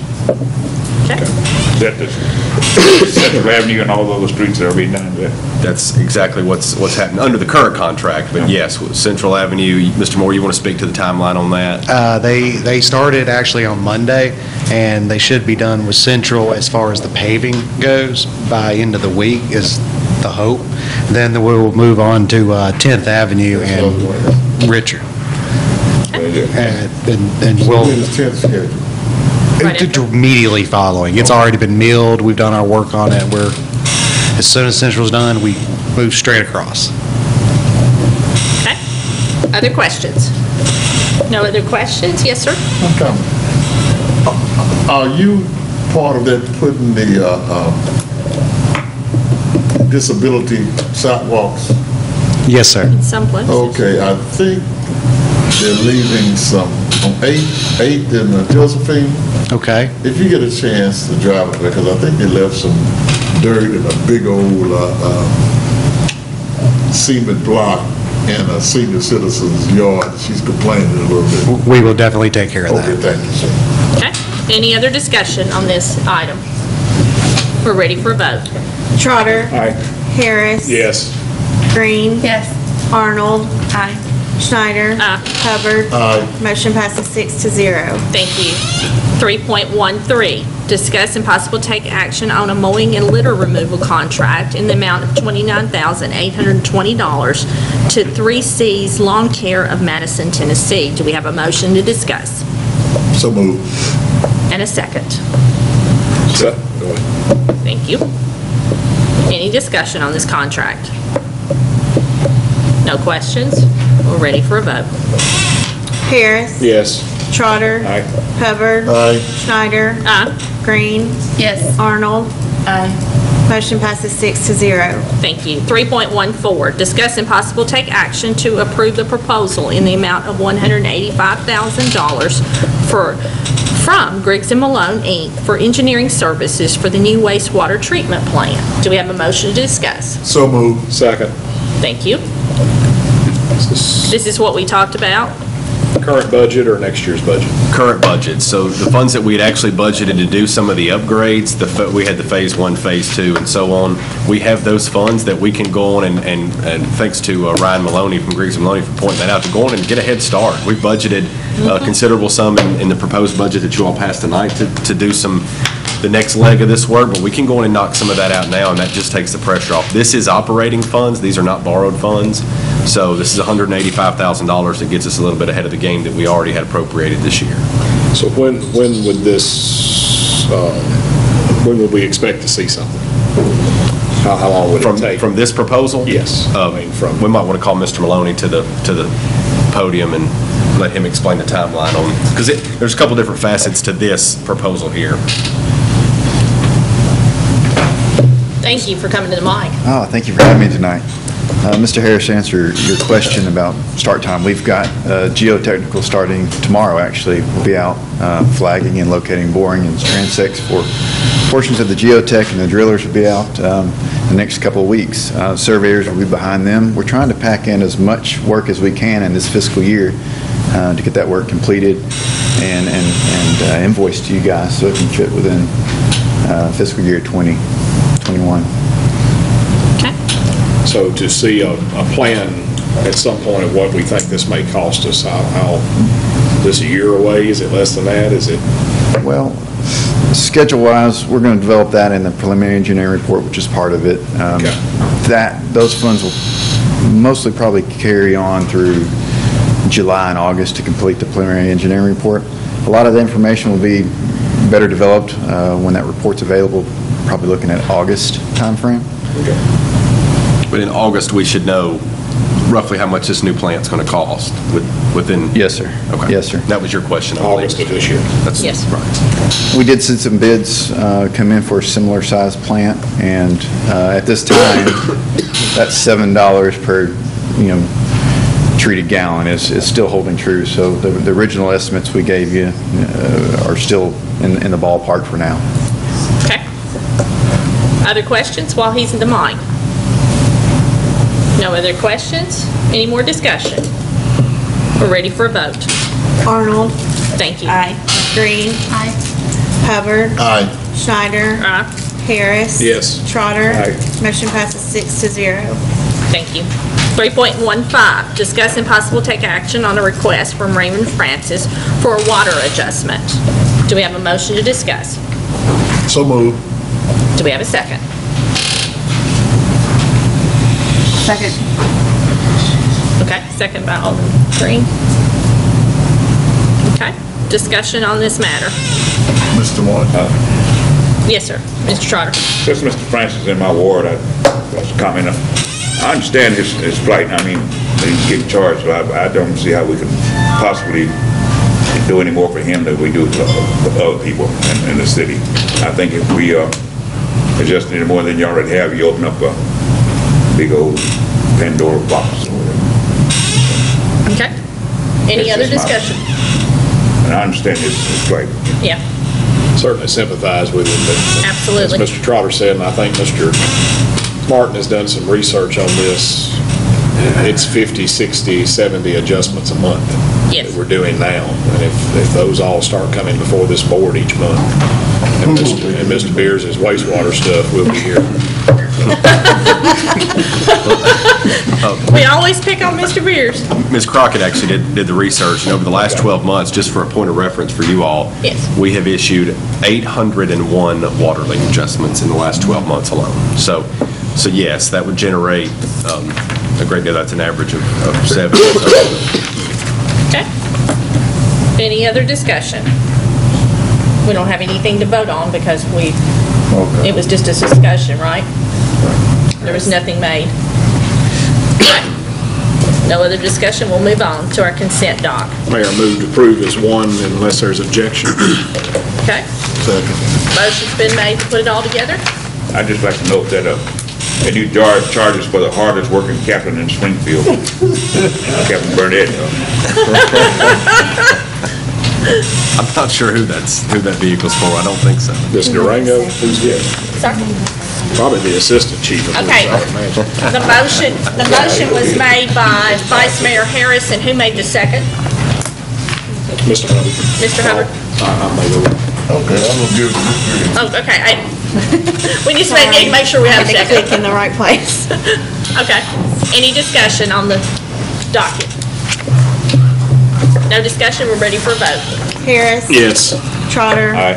Hubbard. Aye. Schneider. Aye. Arnold. Aye. Green. Aye. Motion passes 6-0. Thank you. We'll move on to our city manager's report. Mr. Ryan Martin. Okay, I'll be as brief as I can be. The first thing that we'll be working on is a new electronic voting software. As you in all reality, that's been something that Mr. Smith, our IT analyst, has been working on because this company has been purchased and there are some quality issues and we're at a crossroads. So we're looking at options there, and so we'll hopefully have something. We should have something to roll out here in the next couple of months. So ironically, I say that in jest, but I'm serious at the same time. We'll have something new for you. We had a great citywide cleanup. For those that don't know, we picked up over 5,900 pounds of litter that day. So thanks to the volunteers and employees that came out and helped out. We also have launched our Adopt a Street program for businesses, individuals, and organizations to adopt a street and get the recognition for their commitment to keeping that street beautiful. If y'all have not figured this out, and I know you have, but maybe for those at home, Springfield's a place to be. You heard Mr. Martin talking about everything that has been going on between the kickboxing tournament, the disc golf tournaments, these events that have been coming into town. 80 contestants at that disc golf course. Hotels are full. Restaurants are doing well because of that. We had the Fair Board has taken an active role in recruiting events, and we're partnering with them soon. But they had a monster truck event over the weekend that brought in a few thousand people, maybe, and just tremendous. So Springfield's doing really, really well, and we want to keep that momentum going. You're holding the gavel. You're ready for me to get finished. Past my bedtime. Well, let me finish quickly then. I'm just joking. One thing that you all need to know, though, is from the legislative session is We did get our local relief grant it was cut in half from what we thought it would be, and it's a little over $200,000. So that will be coming towards us as a result of the state's budget, the local relief funds. That will go towards our wastewater fund. So that's something you all need to know. As well as, you probably remember from last year, you passed a resolution asking for the legislature to adopt a private act for a hotel motel tax for the city of Springfield. That died because of COVID. It kind of died out in the legislature, as a lot of things did last year. They focused on just getting the essentials passed. This year, the legislature resolved that issue statewide for everyone to avoid doing the private acts.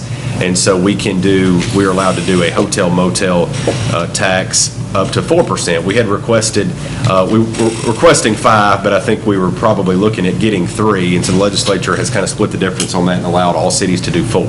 So once we get through all of this, because we had a long agenda tonight, and I apologize for that, but once we get through this, maybe in July, we will bring you that ordinance for us to adopt the hotel motel tax at 4% for the city of Springfield, which has to be used for tourism or tourism development, which you see the narrative here. These things are going on, and we'll have that money to continue to promote Springfield and allow us to grow.